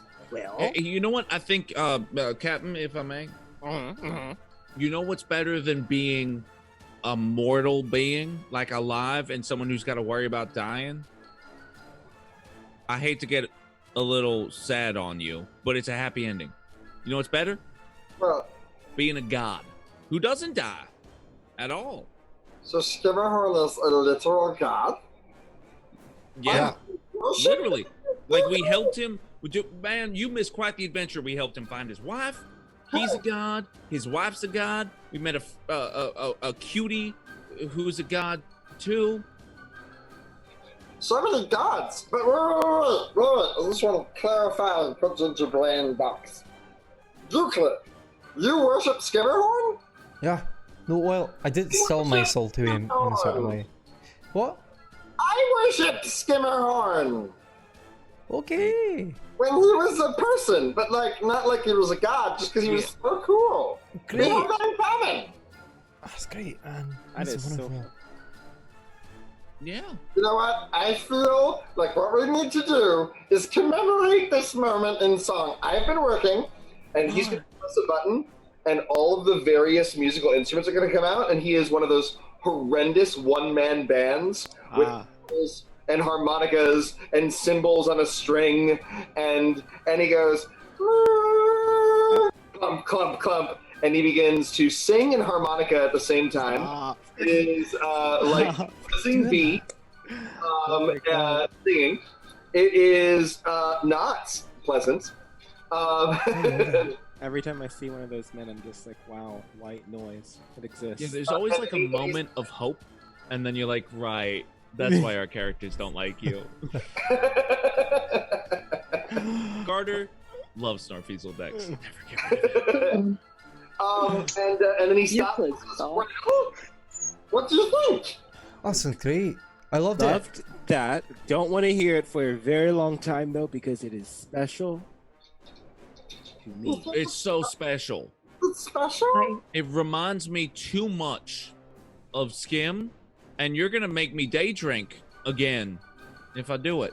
No, does not want to be responsible for daytime poisoning. Wait, I will say, Skim is a god of day drinking now, so that would just be honoring him, right? All right. Well, I guess if you're saying I mean, here we go. Yes, I can leave this behind and just use my banjo. Are we not? Yeah, just use the banjo. You got a banjo? Dude, Since when? I always had a banjo. Remember? For some reason, I thought that twangy sound was coming from a lute. Alright, did No not like that banjo. noise. Well, you know, if you were to put my intelligence on a scale of 1 to 20, it'd be somewhere around the 6 region. So. Don't sell yourself short. We're all intelligent in our... What did you say? Nothing. He said nothing about you being the size that you are. I'm so much taller than you, you little No, I meant your wedding. I've grown a whole inch. I'm a whole inch taller since the last time. I'm a giant. I'm gonna lift the Diesel Dex into the air. Why am I? What's happening? Because I have a very special job for you. I like having special jobs. I'm gonna put him on a pedestal somewhere. Is there a pedestal somewhere? There's a table. There's a table. Okay, great. Aha, I love it. It looks really good up there, doesn't he? This is what you see all the time. He is indeed your height on the table. Not all the time. Sometimes I'm like, Anyway, so how much do you like saying good things about me? It's all I do, except when I'm interrupted by saying good things about Skimmerhorn and Guin and Finn. You know what? Say a good thing about Finn right now. Finn is the tallest halfling I've ever seen. He is heroic, and he has always been a fabulous sorcerer. Pause. Thank you. You're welcome. Great. I love I grab that. him in a headlock and I give him a noogie.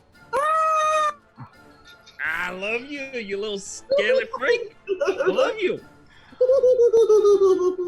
So, your very, very, very special mission is to say good things about me around the city and make other people like me as well. So what? And make other people like me as well. I can make people like you. I could do it with a one-man band. Is the best in the world. Clang. This is gonna require a team, huh? Maybe I can get a ogre to help out. Did we train any of the ogres in music? We can train an ogre in performance. The best political thing. Performance. And Sir Fieseldax to say wonderful things about you. Let's train an ogre in performance. That means we get to name an ogre, right? That means we have to name an ogre chat. We're going to name an ogre. Name an ogre. I love naming the ogres. Music. And I now have a Trello that I can put ogre names on. Yay! Yay! I had not been using my Trello for this because it was I'm on the stream on my tablet, but it occurs to me it's now on my phone. So now I can have a shared thing with names if you guys have Trello and want to join it. So what is the name of our performance ogre? I don't know, but chat really wants me to eat our friend. Yeah, vor that boy. Slurpy slurp. And I am going to say this. That's endgame. Fabulous name. It's endgame. What did you ask? I love the last episode. You eat Fieseldax. That's how we end the story. I'm so. Well, I think that's how I stop. That's how if Finn stops becoming a PC, becomes an NPC. That's the line. All right, I gotta go with Girl Geek's Eustace Blorfinch. Ooh, Eustace, so good. Blorfinch is also great. I gotta say, Gruel Bloodfist is a solid option. Ogre name, but Eustace Blorfinch immediately created a character for me. Yeah, he's a little bit more political. You're on the garbage panel, and one of the ogres is wearing a huge black leather ensemble with long black tails, black eyeliner, and very deep melodramatic eyes, and she says, "Yar, I understand, hoy, that you're looking for someone with a little flair." Oh my god. I haven't seen this person since I was in sleepaway camp in middle school in the theater club. Yes. Leave me alone. So, you need someone to go out there hard and be fabulous and big and let everyone know about the glories of Walker in summer, yes? So you read you're a mind reader as well? No. the kobold came ahead, and he told me that you need someone of substance, a voluptuous seductress, Yar, who will let the townsfolk know that you, and only you, are the right choice. Oh, Yahar. yeah. We'll go out there, and you are going to make your captain very proud. I can already tell. Channel Artemis from Always Sunny in Philadelphia. Yes. As Ogre. You just made a dentist face when you said yes. Shut up! I'm a golden god. Oh, the name is bookmarked. I'm gonna get into my Trello all the ogre names next time. Great. And so he's like, she's wonderful! She's a great friend, I'm a great friend. I will stand on her shoulder and play my banjo, and she will bring people in and we'll all talk about the glory. Okay. Oh, Walker! Now, because I am enjoying this image of this group of people going about singing my praise, I'm going to add another ogre because apparently we already had one in performance, and her name is Tiffany, and she's good at singing. So When did that happen? I have no idea. Did I miss an episode? She's here. Okay, legitimately though, the episode that you guys named all the ogres is the episode that I couldn't make. Oh, really? Yes. You were like, we love Chad, and I was like, who the fuck is Chad? So Tiffany is a little bit more grounded, and Tiffany says, "Ahar, Captain. I'll make sure they stay in line. And what's more, I'll make sure that what they're saying is, do you have like a platform or some sort of other way of talking about it so I can make sure they're on message?" Yes, the message you shall carry out for all the world to see is that Walker stands a walk for Walker is a walk for peace.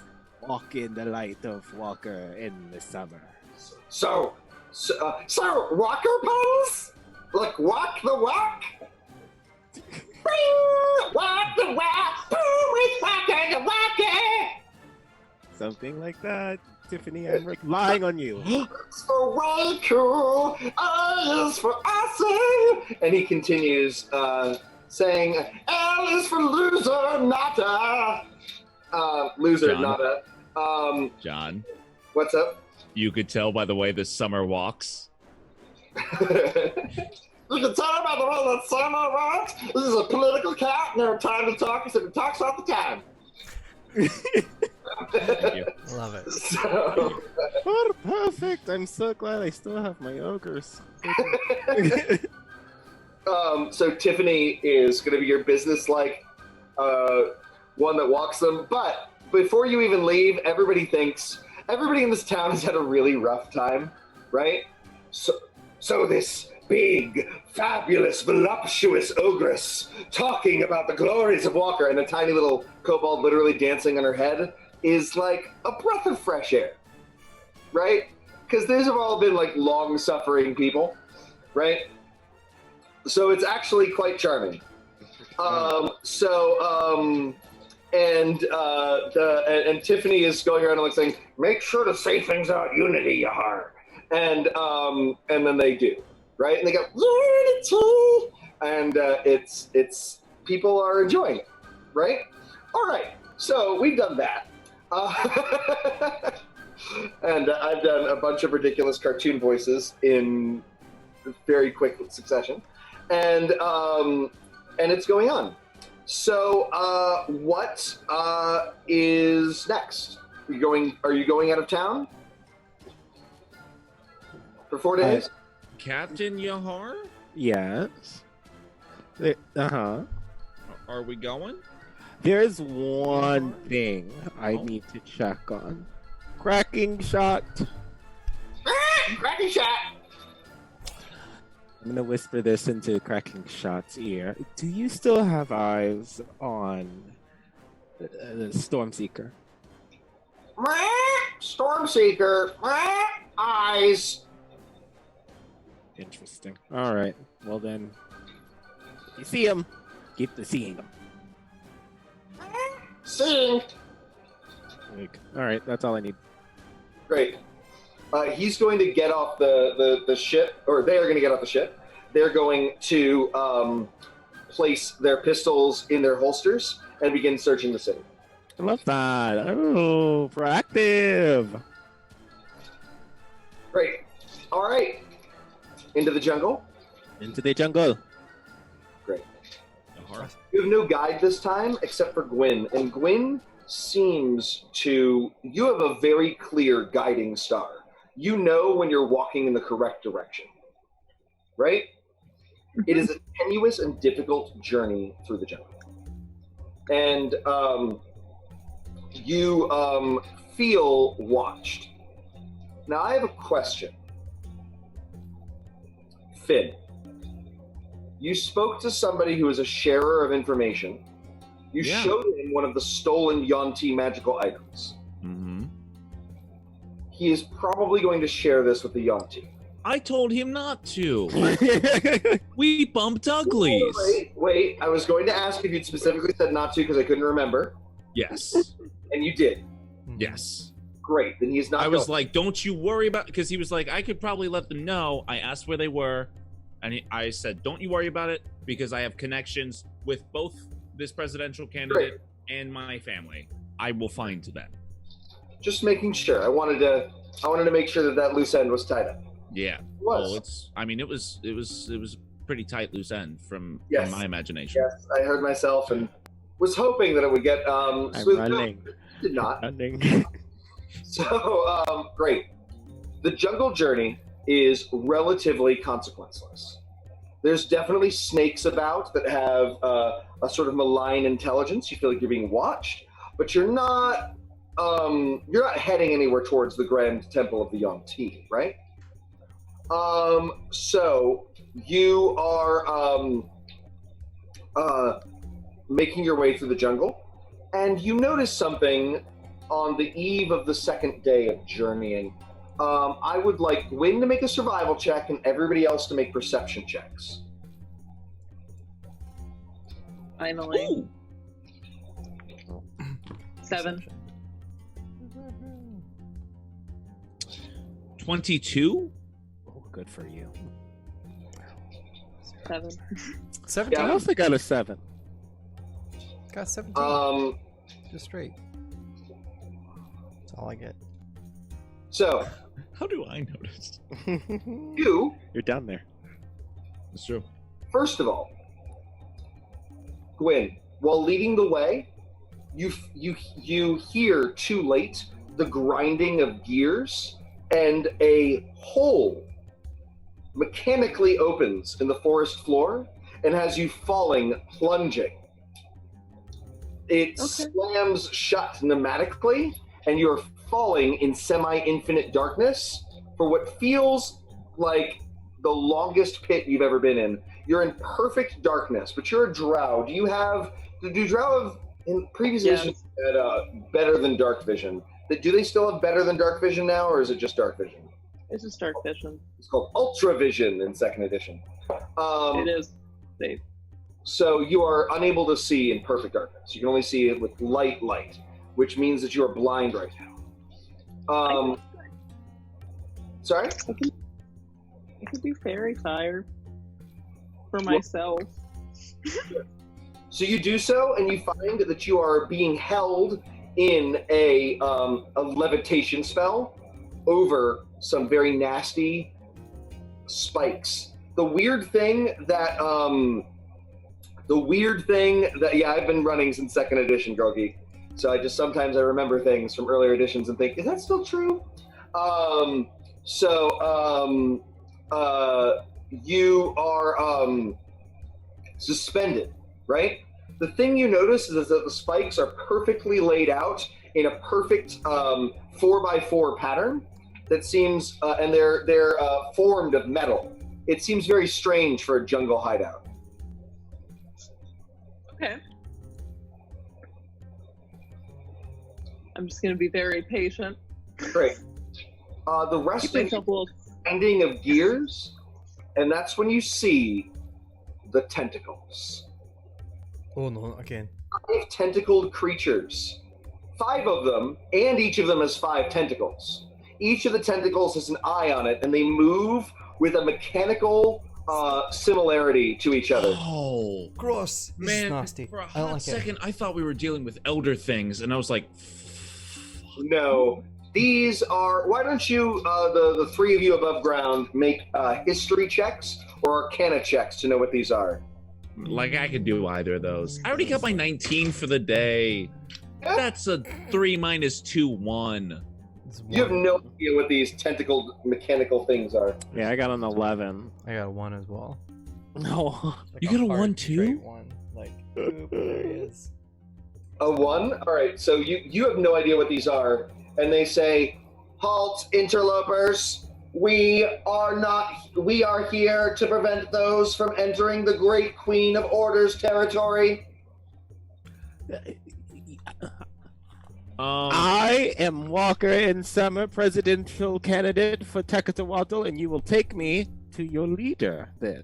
That is not an actual position of authority. It is a presumptive position of authority. You have no authority here. These things. Oh, okay. am the son of a very powerful gang lord by the name of Barry Bramble, who will do terrible things to you if he finds out that you so much as looked at me the wrong way. Take me to your dealer.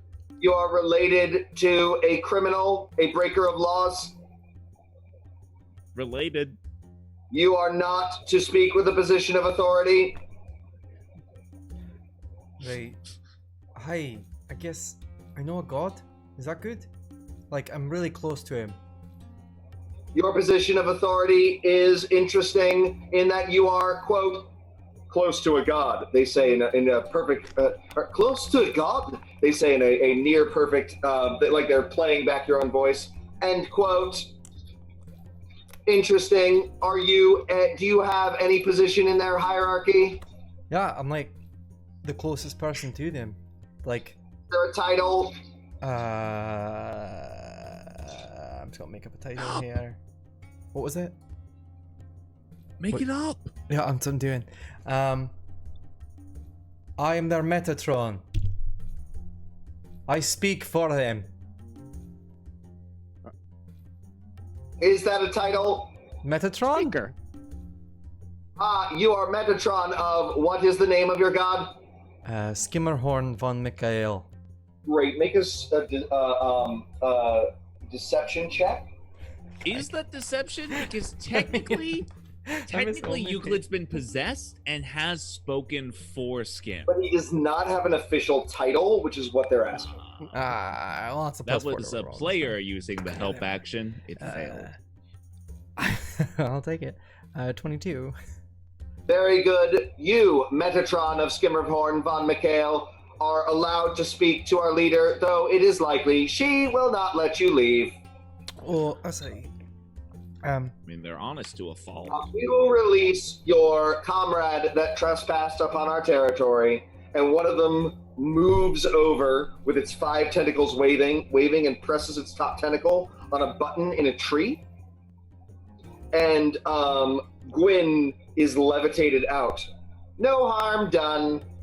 And that's when they stop and they say, "The killer of dreams, the end of illogic, the destroyer of nightmares, we bow." And all 5 of them bow simultaneously, tentacles outstretched like starships. Or like Starships are meant to fly. Based what they just said, can I at Gwen or Sorry? they bow at whom?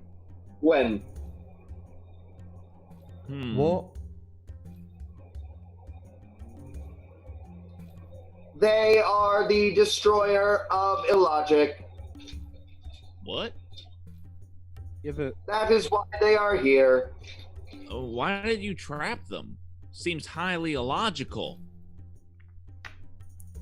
Unfortunately, we did not know that is why they were here. Our traps are to prevent the chaotic and illogical. All of you, despite your relationship to known criminals, are vastly logical and lawful beings. Yes? Yeah. Good. We will bring you forward, and they move.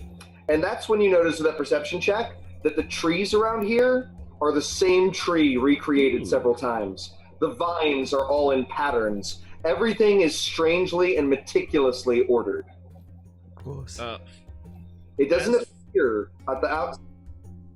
Finn mocks the way they walk, just so you know. Great. Oh, yeah.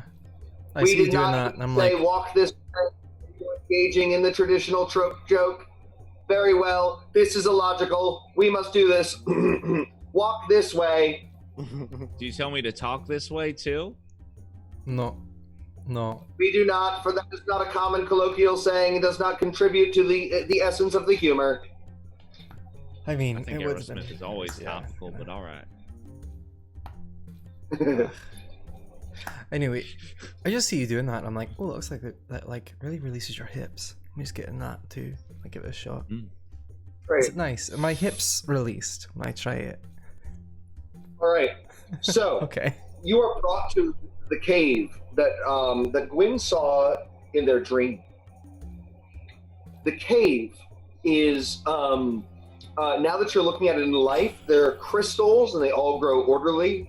The vines mirror each other on either side. The whole thing is symmetrical and orderly in a way that is probably a bit disturbing. Now that you get in here, you see many more of these creatures. Oh, Guin, can you roll that the history or arcana check that everybody else got upon seeing these? So that you can start using the word pentadrome? Shut up.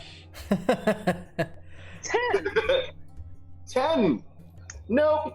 And now there are various other creatures about. Some of them are boxes, some of them are circles, others are covered in tentacles. There's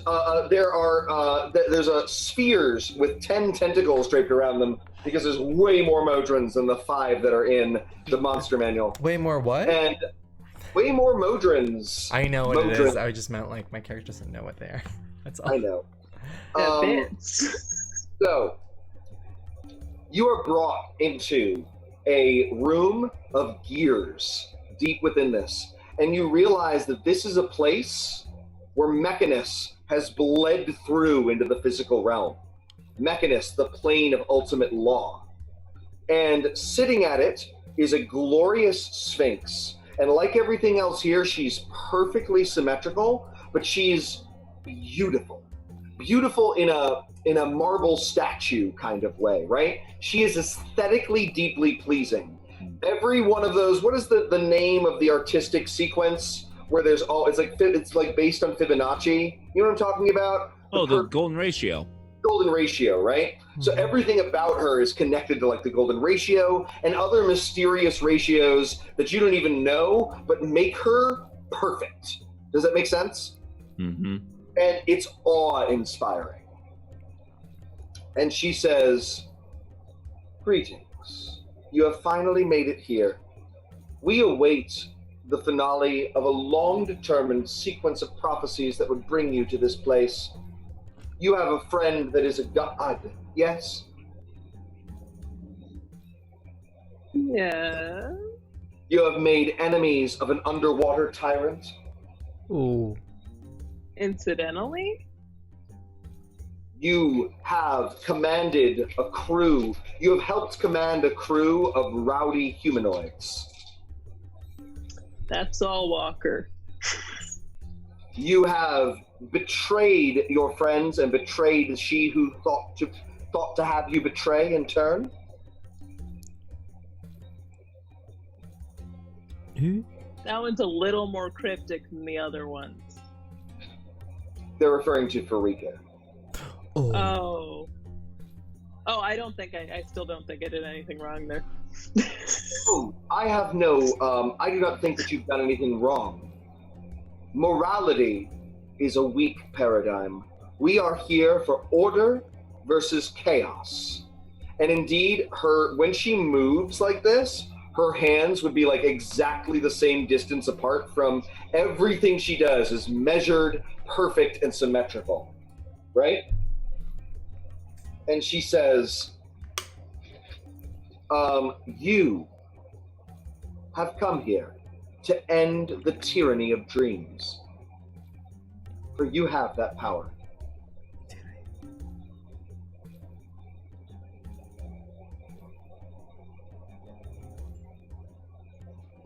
Okay. Is that not why you have finally come here? After so many millennia? After so much watching of the moving of clocks? So that there can be an end to this chaos that exists in the mind of mortals every evening?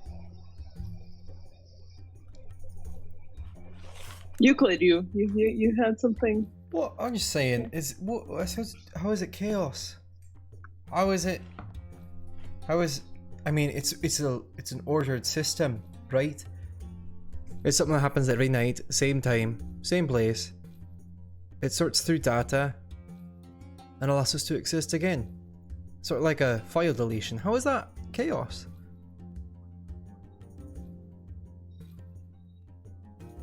The dreams are based on unrealities. They cause ambition where there should be none. They cause upset where there should be none. Anxiety without provocation. Fear without reason. It is deeply illogical, and it leads humanoids such as ourselves to sometimes wake up, feeling unfulfilled, afraid, or unrested, when it should be a vacation from the difficulties and chaos built into this world. The end of dreams shall mean a vacation, a respite from the vagaries and insanity of life. That is what we hope for. Right. And that is what Guin is prophesied to bring about, beginning in this one small civilization and ending with the destruction of dream for this entire world. What are we supposed to see, a sphinx or something? That is me. What? You're not a sphinx, you're not a cat at all. I am Elorana, the death of dreams. You're pretty bad at your title. I have been working on it for millennium, and it is now coming. It's a long time to be working and make zero progress is all I'm saying. What were some of the hurdles that came about in this process? We looked at the future, and we determined that the world needed to look a certain way. We have manipulated the societies here, aided with the fall of the green dragons. And now you are here, and you will accomplish this with our blessing and guidance.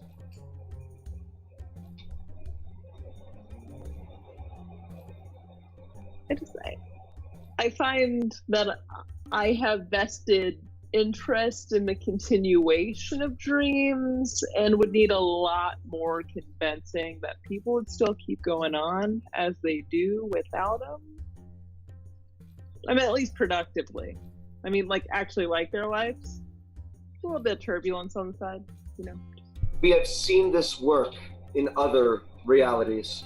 In Mechanus, there are no dreams, there is just peace. We would like to share the peace of nirvana with all who sleep. A vacation. All sleep in this tiny dominion would result in such a thing. You could explore it here and see for yourselves. She looks at you, Finn, and says, I am capable of instituting a death of dreams personally. Would you like to experience it so you know what exists?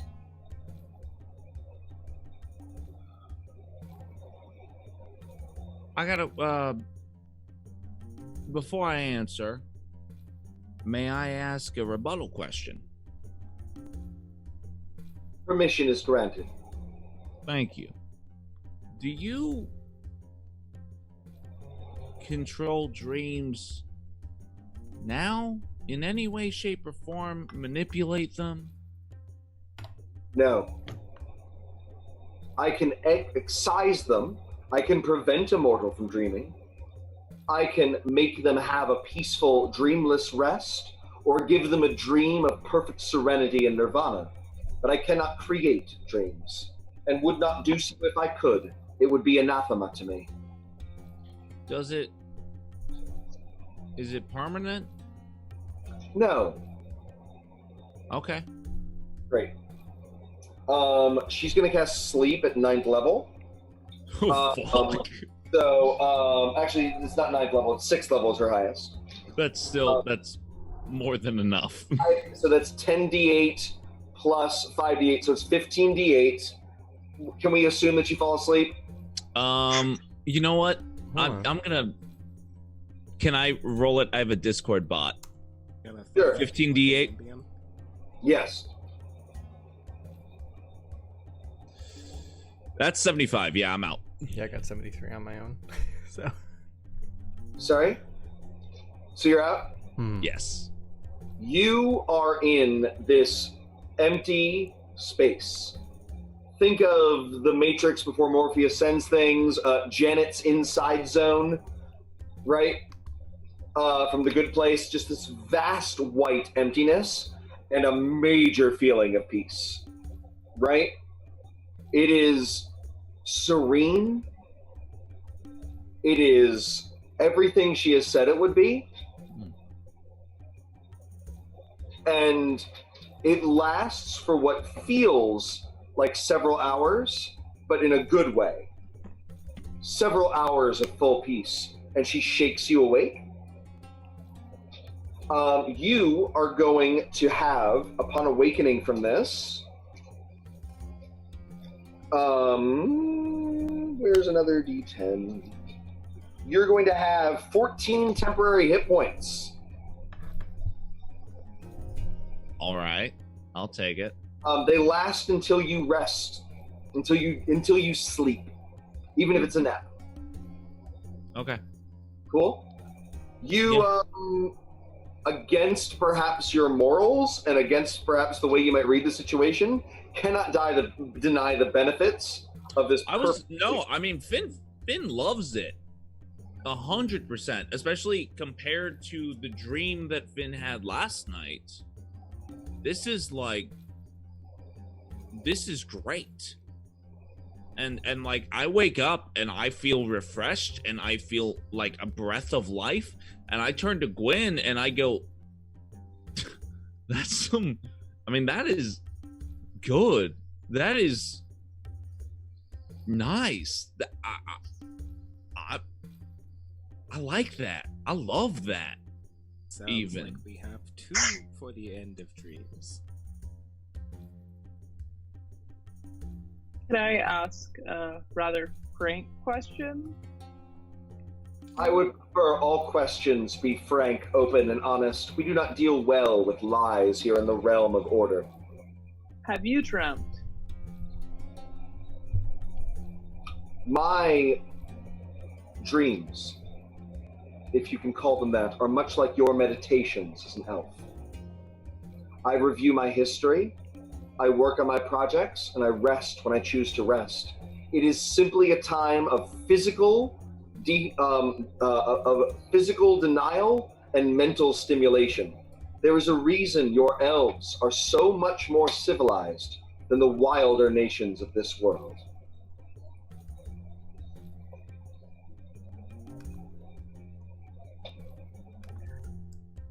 I could propose a bargain, I suppose. A fair term of negotiations is suitable for one that likes order and balance as much as we do. Propose your order and balance so that we might determine if indeed both sides of the scales match. I think that you could maybe take the opportunity to find maybe the happiest dreamer and just for a few nights experience their dreams. And then I'm willing to consider aiding. I want it to be fair. I want you to experience dreams from somebody else's point of view. Especially since you gave Finn that opportunity. Sure. She recoils and says, "A strange request. to willingly experience chaos. Make a persuasion check with advantage. I was gonna say that is consideration for consideration. That's valid. No. But she's still gonna have an immediate response of horror. Yeah. Millennia of dreamlessness, right? Can you imagine? 22. Sure. 22? Mm-hmm.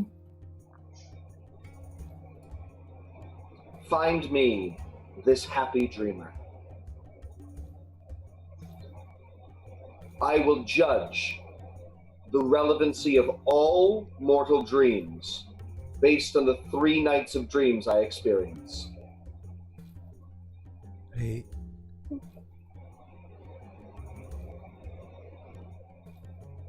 Fun. Fair. And then you, as you should know, I simply wish for you to know the consequences of your actions and of the enemies that will be seeking you out. The spirits of dreams shall be after you. They shall be trying to convince you of the opposite of this, to engage in their wildness. Know how dangerous nightmares are. In fact, your crew has likely been being watched over and manipulated by them already. Oh. Guin, who are your enemies? But now that we are moving to the open and the end game of dreams is approaching, it is likely they shall become more visible as well. And when they do, you will have a stark choice to make. It is my understanding that they shall accidentally reveal to you the way to shatter dreams forever, and that you will have the capability of rendering first Talion and then the rest of this world free from the tyranny of dreams.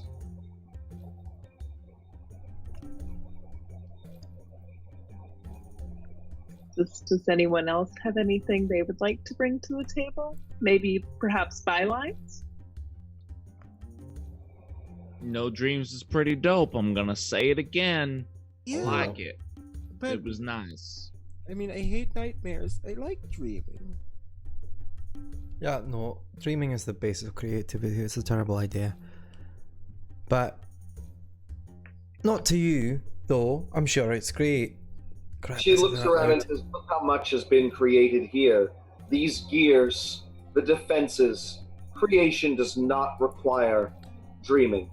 Creation is a biological act. So when were these things invented for you? Like these ideas, these locations, the way that you build it. When was that? When did that happen?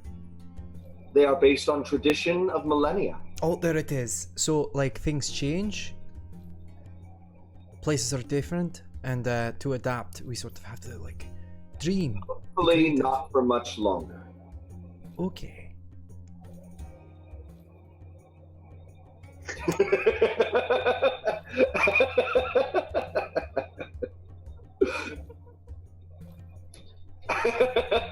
Good one, Connor. What did Connor do? Somebody tell yell out a paradox. Oh. 5/0. Oh. It was Mass Effect. Oh, that one. Sorry, the Mass Effect one. This is the end of Mass Effect 3. Thank God, I was upset for like a month over the ending of that. I was not one of the people screaming about it online, but it hurt my feelings very badly for a month. So, what color shirt are you wearing? Sorry. Me? No, I meant as in the character, the Sphinx. She would be naked. Sphinx? Yeah. I was making a Mass Effect 3 joke. Never mind. Sure. Anyway. Sure. Yes. Yeah. Also, I don't know how I feel about. What is the color of your light? It's all just white and perfect. She looks like she's made of alabaster. Sorry, Walker. Go on. I don't know how Walker feels about like his city being the first one, whether it's his city or not. But I don't know. I like the terms of these deals. Also, how are we gonna find the best streamer? Oh, how about this? No matter what, you have to help us. I think you suddenly got silent. Oh, So you Oh no. that's No, a I can hear you connection. now. That was our connection. Yeah. Give me a second. Oh, We're having a little buffering issue. People will hear. We're back. Okay. We didn't lose it, so everyone heard all of that. and Anyway. we're not. I can't hear you, Zeke. Great. Yay. Ah! I All right. love Spectrum. Internet. I'm Great. just gonna pray to So, Spectrum for a moment. One more time to say what you're trying to say. No matter what if you have to help us? No matter what you decide at the end. Get rid of Dream, I am stay not- with him. I am not beyond giving the fabled destroyer of dreams material aid, if that is what you are asking. Sure. Great. Walker, as a sound. We could probably use them to deal with the dragons or whatever. Oh. Dragons seem chaotic. We cannot leave this confluence zone. We are here, bound to this land by the nature of Mechanus. We would have come to you to save you time if we could have. But me and my Modron servitors are bound to this plot of land. They're called Modrons. Modern. Interesting. They're almost cute. No, they are designed indeed to be adorable. They are not almost anything. They are indeed cute. Interesting. Destroyer of dreams. A word, I guess. What are you gonna do? Oh, I just wanted to buy us some time because it seems like they have their own deadline. Well, they said something about it sounds like you're just gonna walk into your destiny anyway, and like it's not gonna be the first time we've altered fate, so we're behind you. Yeah, it kind of seems like there might be opportunities here in working with their own system of logic. They're definitely very sheltered for being around for a millennia or so. It's like a matter of perspective is all they kind of really need. Well, I mean, like, being that white and pure, you would hate to get a speck on yourself, I bet. It would just look blaring, you know. I'm just trying to figure out what other ways, other than experience, we can offer them in the context of trying to negotiate. You think that's fair? Then I know it's a strange thing to say, but Finn, do you have any, or Euclid, like, do you have any idea? Like, I wouldn't want, it seems like it's definitely something I want to clear with all of you. This is all of dreams. Everybody has dreams. So what are your thoughts on losing them, with the exception of Finn's new knowledge in regard to the absence of dreams? Don't do wait. that. Like, just don't do it. That sounds fucking mental. Like, why would you do that? It's insane. We all dream. You have good dreams, you have bad dreams, just like you have good days or bad days. Get rid of one of the sides means that the other side's just gonna get worse, right? Just imagine, just like for a period of your day, just silence. You can't control it, you can't stop it, you sit there in that silence, nothing comes to you, you can't deal with it, you can't even stop it. For 8 hours of the day, you're just gone. Yeah, It's you not should even- get rid of these dreams. I'm Wait, no. Like, you can't control it. You don't have the ability. Dreams are you, right? Dreams are how you figure out who you are. Yeah. You make the It's dreams. more than just a reset. It's not another world you're like pulling down and like grabbing onto and shove it in your head. It's yourself. I'm not taking a part of that away from you. Fuck all that.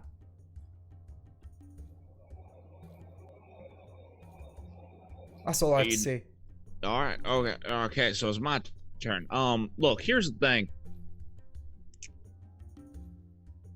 I understand that my opinion has been sort of flavored by the fact that I've been having terrible nightmares recently. Very bad. Scary. And you know what? I don't even know if I can call them nightmares. Maybe they're dreams. Maybe there's a part of me that likes things that another part of me doesn't understand. And that's okay. It's not okay. I don't, I'm confused. Dreams don't help. I'll tell you this. I don't know how long I was out for. It felt like hours, and it was peaceful, and it was still, and it was calm, and I don't think that getting rid of dreams,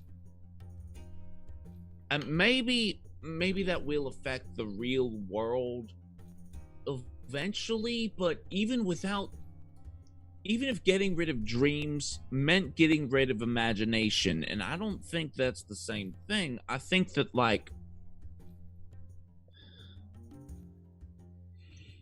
dreams sometimes they show you parts of yourselves that you don't want to know, and you'd be better off not knowing.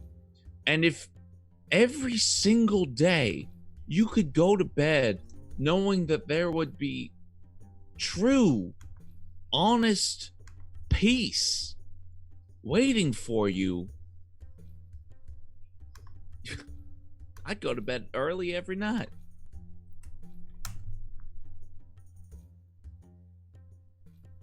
My response to this as a human is in chat.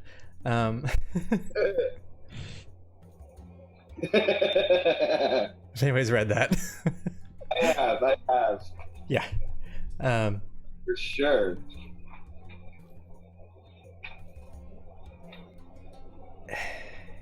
There is so much of you that is in your dreams. And knowing consensually to take that away every night, not just one night, not just one day, not just for a few hours, but like ever.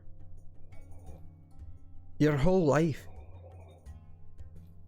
That's not something we could do. I don't think. I mean, of course, it's your choice. You're the prophesized person, but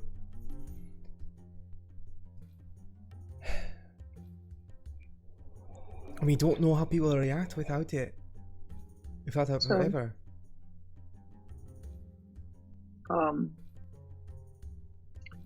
When I was when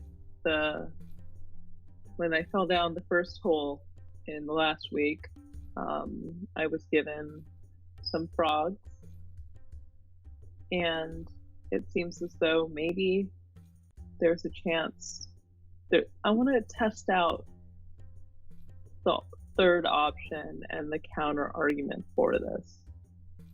Was a third? Yes. Well, it seems as though we're not really agreeing. Euclid and I definitely share a very similar perspective, and I'd be beside myself if I didn't take the opportunity to perhaps try a more holistic approach to settling our perspective. And then Guin, a bag kind of appears like from her many like layers, and you're each given an individual frog very subtly, like under the palm, just palmed.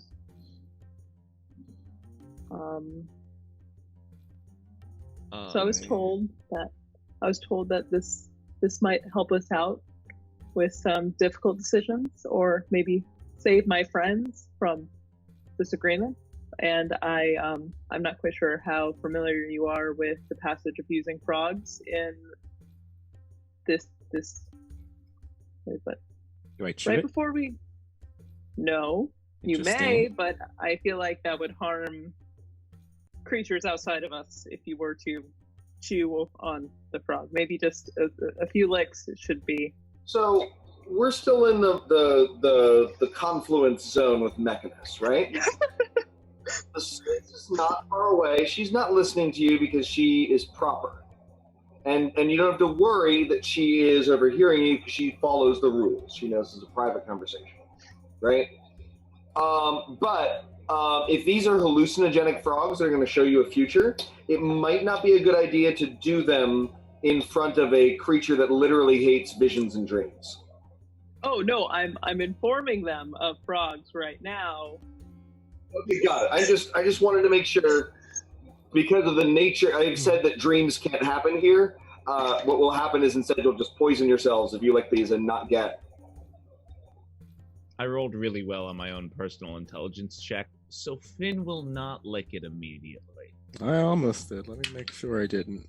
These are 18 minus 2. 16. An attempt at a bargaining chip for neutral grounds and arguments. Not right. Okay, and then I've got a nice little pocket. I put the frog in the pocket, and his name is Jablinski. Jablinski. That's interesting. When am I licking Bartholomew? Bartholomew. That's a good frog name. Yes, proper. Yeah, I got Jablinski. You got Bartholomew.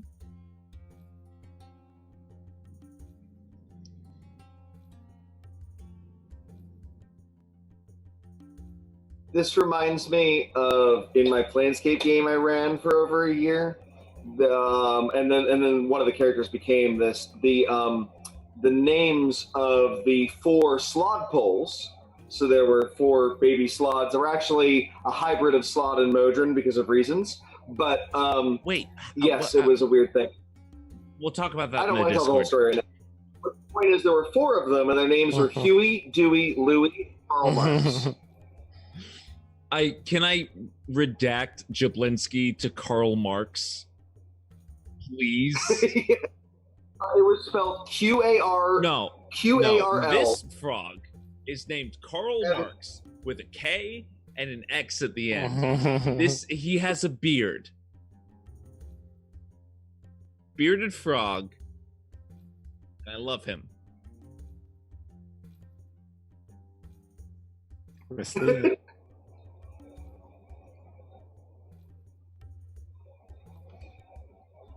All right. So you each have your own individual frogs that you may lick for guidance. Interesting. I think that Finn is going to follow Gwen's lead on that. Yeah, I'll though. Just tell me when. Sorry, mine's name is Wesley Gallup. I really hope it wasn't silent that entire time. We'll find out. I don't know. I was held accountable for holding information I had to myself previously, and I felt like it was, if anything, the frog's dispatch might be a proper choice in handling future disagreements, and so I don't get yelled at again. But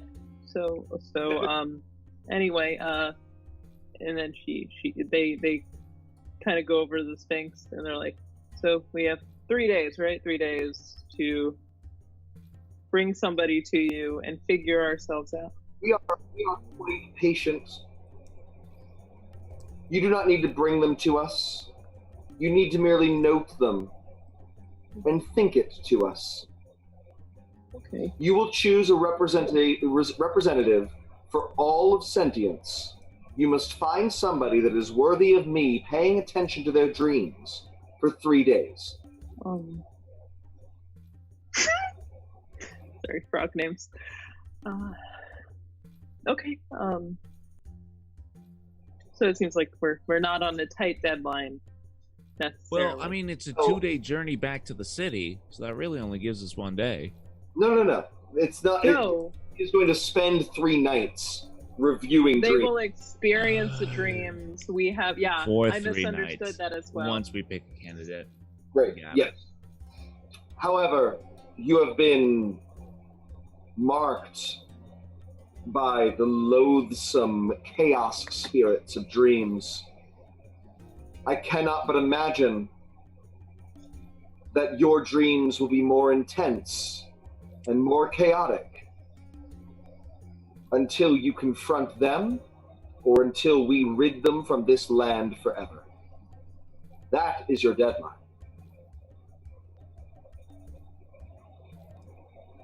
So our own fortitude is kind of okay. I can deal with that. Finn starts like walking towards the exit. Right. Slowly. He's not gonna like leave, but like definitely like making his way, making it clear to everyone like I'm done here. Great. Hey John, I'm gonna cast Detect Thoughts. On whom? Just in general. I just want to hear the general vibe of the room. Just want to thought vibe for the space. So the Sphinx is very difficult to read. Her brain, you wouldn't know this comparison, but it's like reading a computer. It's moving at incredible speeds. It is a lot. Detect thoughts, seeing any unnatural creatures is always going to have some sort of like blowback. Does that make sense? Yeah. I'm not going to make you make madness checks like this is Ravenloft, but it's like detecting the thoughts of unnatural creatures requires the saving throw and requires going in to get more than a sense. Gotcha. Does that make sense? Yeah. So what you get is the intense orderliness and the honesty. Yep. What you can count on from this Sphinx is that she is telling the truth. Yeah. It is not like she has said some hard things, but they are true. Does that make sense? Absolutely. I was wondering if I could try to gather a series of whatever it is in their language that seems to be repeating among everyone. Like something in binary that I could be like, I know that phrase now. Great. You unfortunately, when they think it's 1-0-0-1-0-0-0-1, right? And you have to be like 1-0-1-1-0-1-0-1. And so you're like, speaking it incredibly slowly. Okay. Does that make sense? Yes. And they're like, well, that is good of you to say. And I suppose in your language that may nothing surprise you and all of your plans come to fruition exactly as you have planned them. Well, I do have tongues as well. It's not going to help us. It doesn't matter. I believe you have a single tongue. I'm not, this isn't in character. No, yeah. That's how, sorry. That is how this Sphinx would respond. I could touch myself and understand their language. Great. Instantly.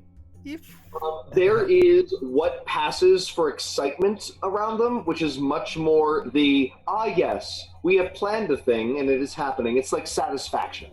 Does that make sense? Right? It is the tacticians smoking pipes in the boardroom going like, well done, our numbers went up 4% this quarter. Right? Like, does that make sense? It is satisfaction with a hint of smugness, but even that's a little too chaotic. Right? It is the satisfaction of a job well done. Gross. Awesome. Does that make sense? Yes. That is the general sentiment that they are expressing. Like, good job, Unit 567. Good job, Unit 5678. Good job. Does that make sense? Great. Can I memorize whatever good job is in their language so I can use that later? Wonderful. Thank you. That's all That's great. Cool. You got it. I know good job in Modron. So, you leave and start heading back to the town. Do you want to rest here and experience what she is talking about? You need to rest somewhere, and it's around the end of the day. The choice is, as a group, do you want to experience perfect, restful sleep that is dreamless to know what she is proposing? Or do you want to get out of here? Get out. I feel like if anybody needs to experience it, it's Euclid. Do you want to experience it? No, but if you tell me to, you are a captain. Well, I am a captain, but if you don't want to, we can go somewhere else and dream a dreaming dream. Yeah, that's fine. I'm down with that.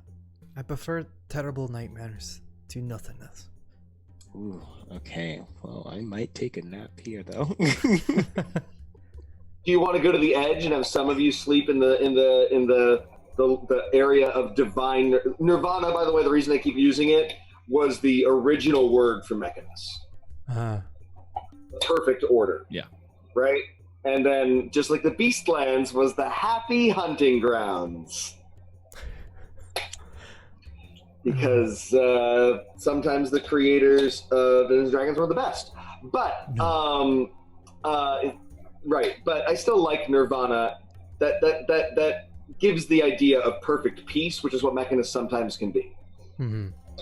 So do some of you want to exist inside this mechanist confluent zone and sleep there, guarded by Modrons? Or do some of you want to sleep outside? I'm outside. Great. Oh, so we're all outside? All right, we can all sleep outside. Great. But You're the only one who hasn't experienced it yet, necessarily. I don't think we need to, though. It sounds fun, though. I'm not gonna lie. Well, yeah, I think I will sleep inside. Just once. I haven't done it It either. seems like you're interested. I haven't done it either. It's just something I don't know if I want to. Well, as long as we're asking ourselves if we want to. I think I want to. So yeah, I'm going to. Well, it's an experience I never had before, so I guess I should try it. I'll go in. Everything once. Sometimes Right. twice. I lick a frog, though. I give Karl Marx a long old lick. In or outside of the... Outside of Mechanist / Nirvana, yeah. Great. I think we start... No, we'll do dreams. So first of all, those of you sleeping inside the confluence zone, you're getting 14 temporary hit points. Actually, it should be perfectly average for 2d10. It always should have been. So it's 11. Right? 11 temporary hit points. You... Finn? Okay. Finn, where are you meditating? I don't meditate, I sleep. No, I'm asking Guin where Guin is meditating. Is Finn the only one outside? I'm outside. You're outside? Great. Yeah. So I see what I need to see. let's end this. So this time, Finn, you're in a vast lizardy harem surrounded by very, very sexy lizard people, all as parts of this. Guin, you don't normally dream, but you are in Finn's semi-orgiastic dream. You're here. Right? Which probably makes Finn a little uncomfortable. Because of the frog? Probably also makes Sort of. Gwen pretty uncomfortable. Right. Especially as ace as Guin has turned out to be, right? Mm-hmm. 'Cause that was something we discussed, right? Am I crazy about that? Yeah, but that's kind of a strange thing to consistently exploit. Yeah. Either way, I mean, like, am I? So I'm in a scaly orgy. It's not an orgy. It is a harem. There's no Okay. actual sex happening. Everybody is scantily clad. Okay. Cool. Right? Okay. Are they Yuan Ti? No. They're half dragons. Oh. And dragons. Is consistent with your family. And that's when you hear a laughter going, oh, I didn't know both of you would be here. Okay. And it's wiped clean. What sort of dream should we do this in? Something a little bit more together. I wanted, after all the nightmares, to give you something pleasant. But since this is where we're going to do this conjoined, apparently, let's do something on a throne room, a power dream. I love power. How about a flight dream? Those are great too. Do we recognize this voice? You do not.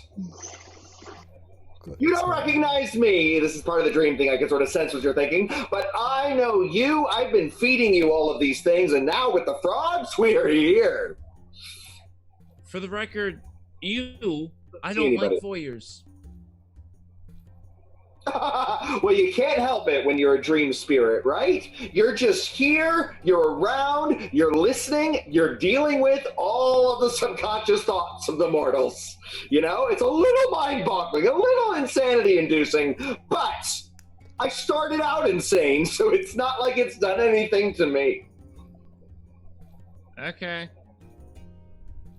I'm the other side of the coin. You meant the, like, white, boring side. I'm the prismatic. I'm the rainbow. I'm the chaos.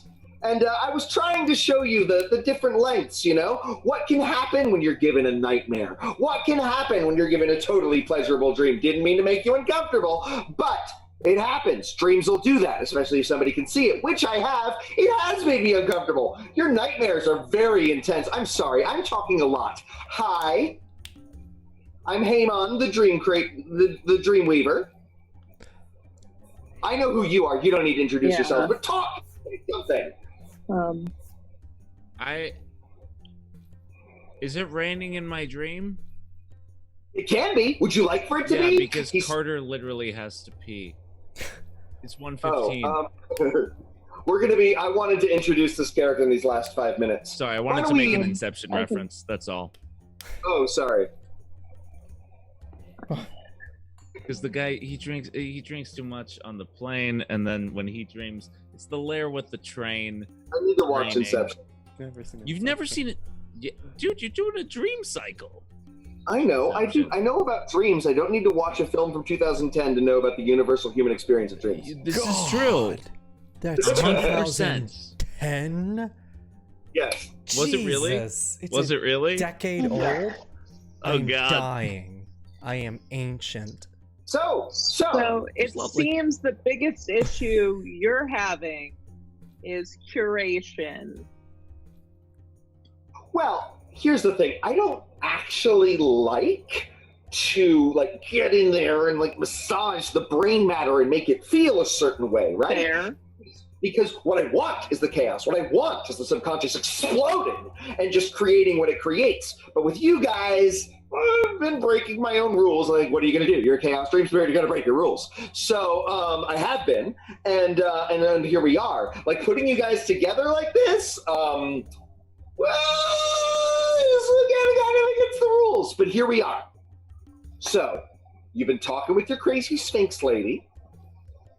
I want to give, crazy into law and order. Things must be the way they're supposed to be. And I am the opposite. So absence of crazy.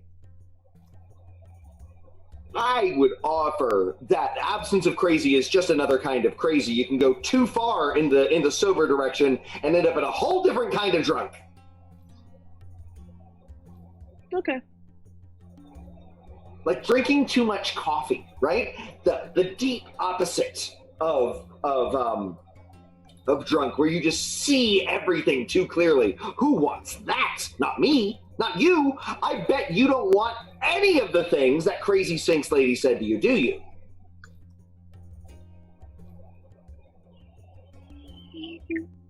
Some of You us know what? I'm going to be do. honest with you. I'm not on fire about either of you. Yeah. I definitely vibe with you a little more. But look. I don't need anything. I am not trying to make crazy dreams. I'm not trying to cause change. In a very strange way, the chaos spirit wants things to be the way they are. And the law spirit is the one that wants to shake things up. Wild, but here we are, right?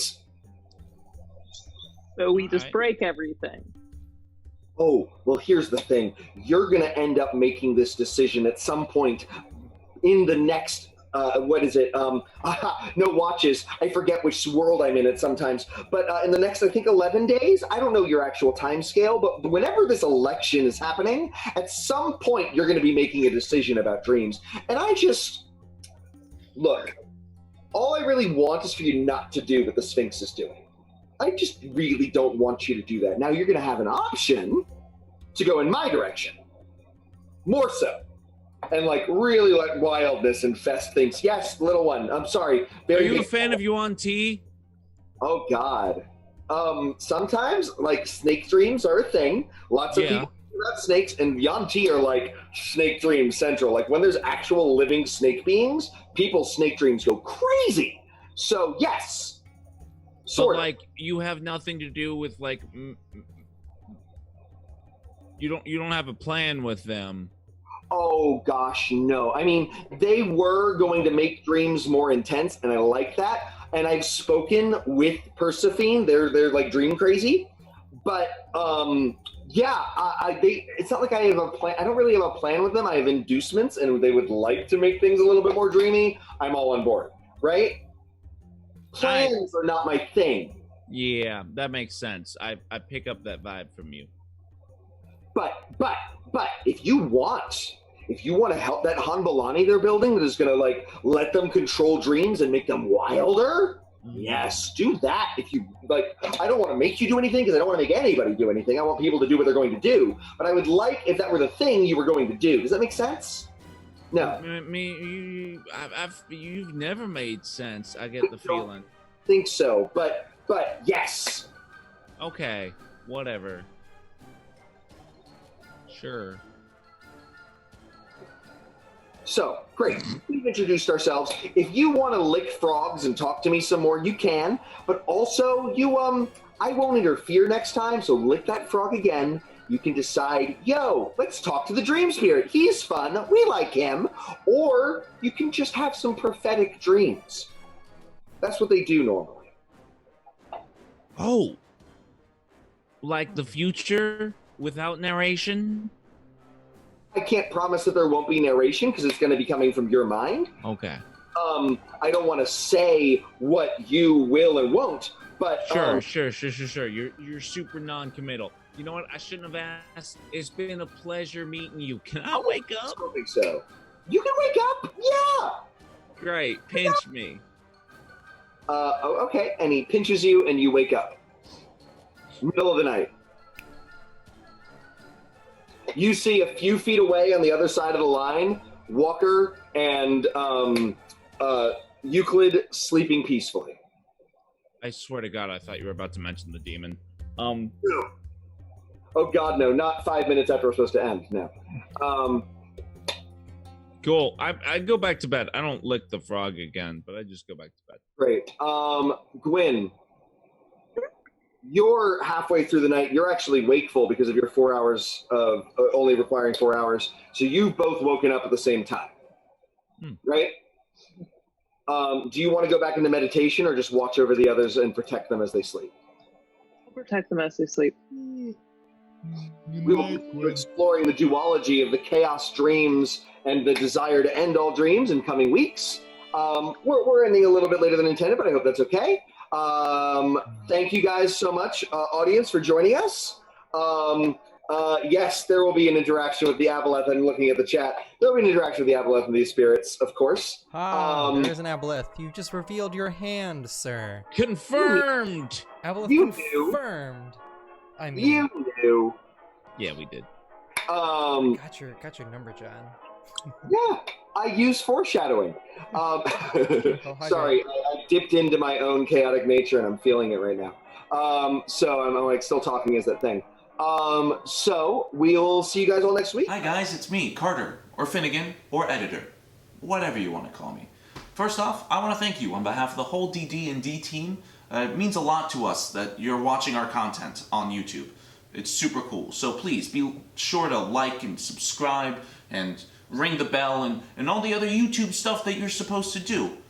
Second off, I do want to say, if you enjoyed this episode and you found yourself being like, oh man, that was cool, but I sure wish I could have been a part of that conversation and helped decide where the party should go, you can watch us for free on Twitch every Wednesday night, 7 p.m. Pacific, 10 p.m. Eastern Time. We are simultaneously on the twitch.tv/Dice Drinks and Drama channel and the twitch.tv/DND channel. Wizards of the Coast is hosting us. It's awesome. So those links are down below, along with a whole bunch of other cool stuff that everyone on the team is making. Vic's got a module. Devren's got a podcast.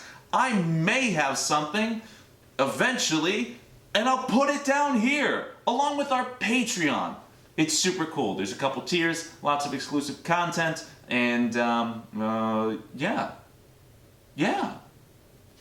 That's it. Thanks for watching.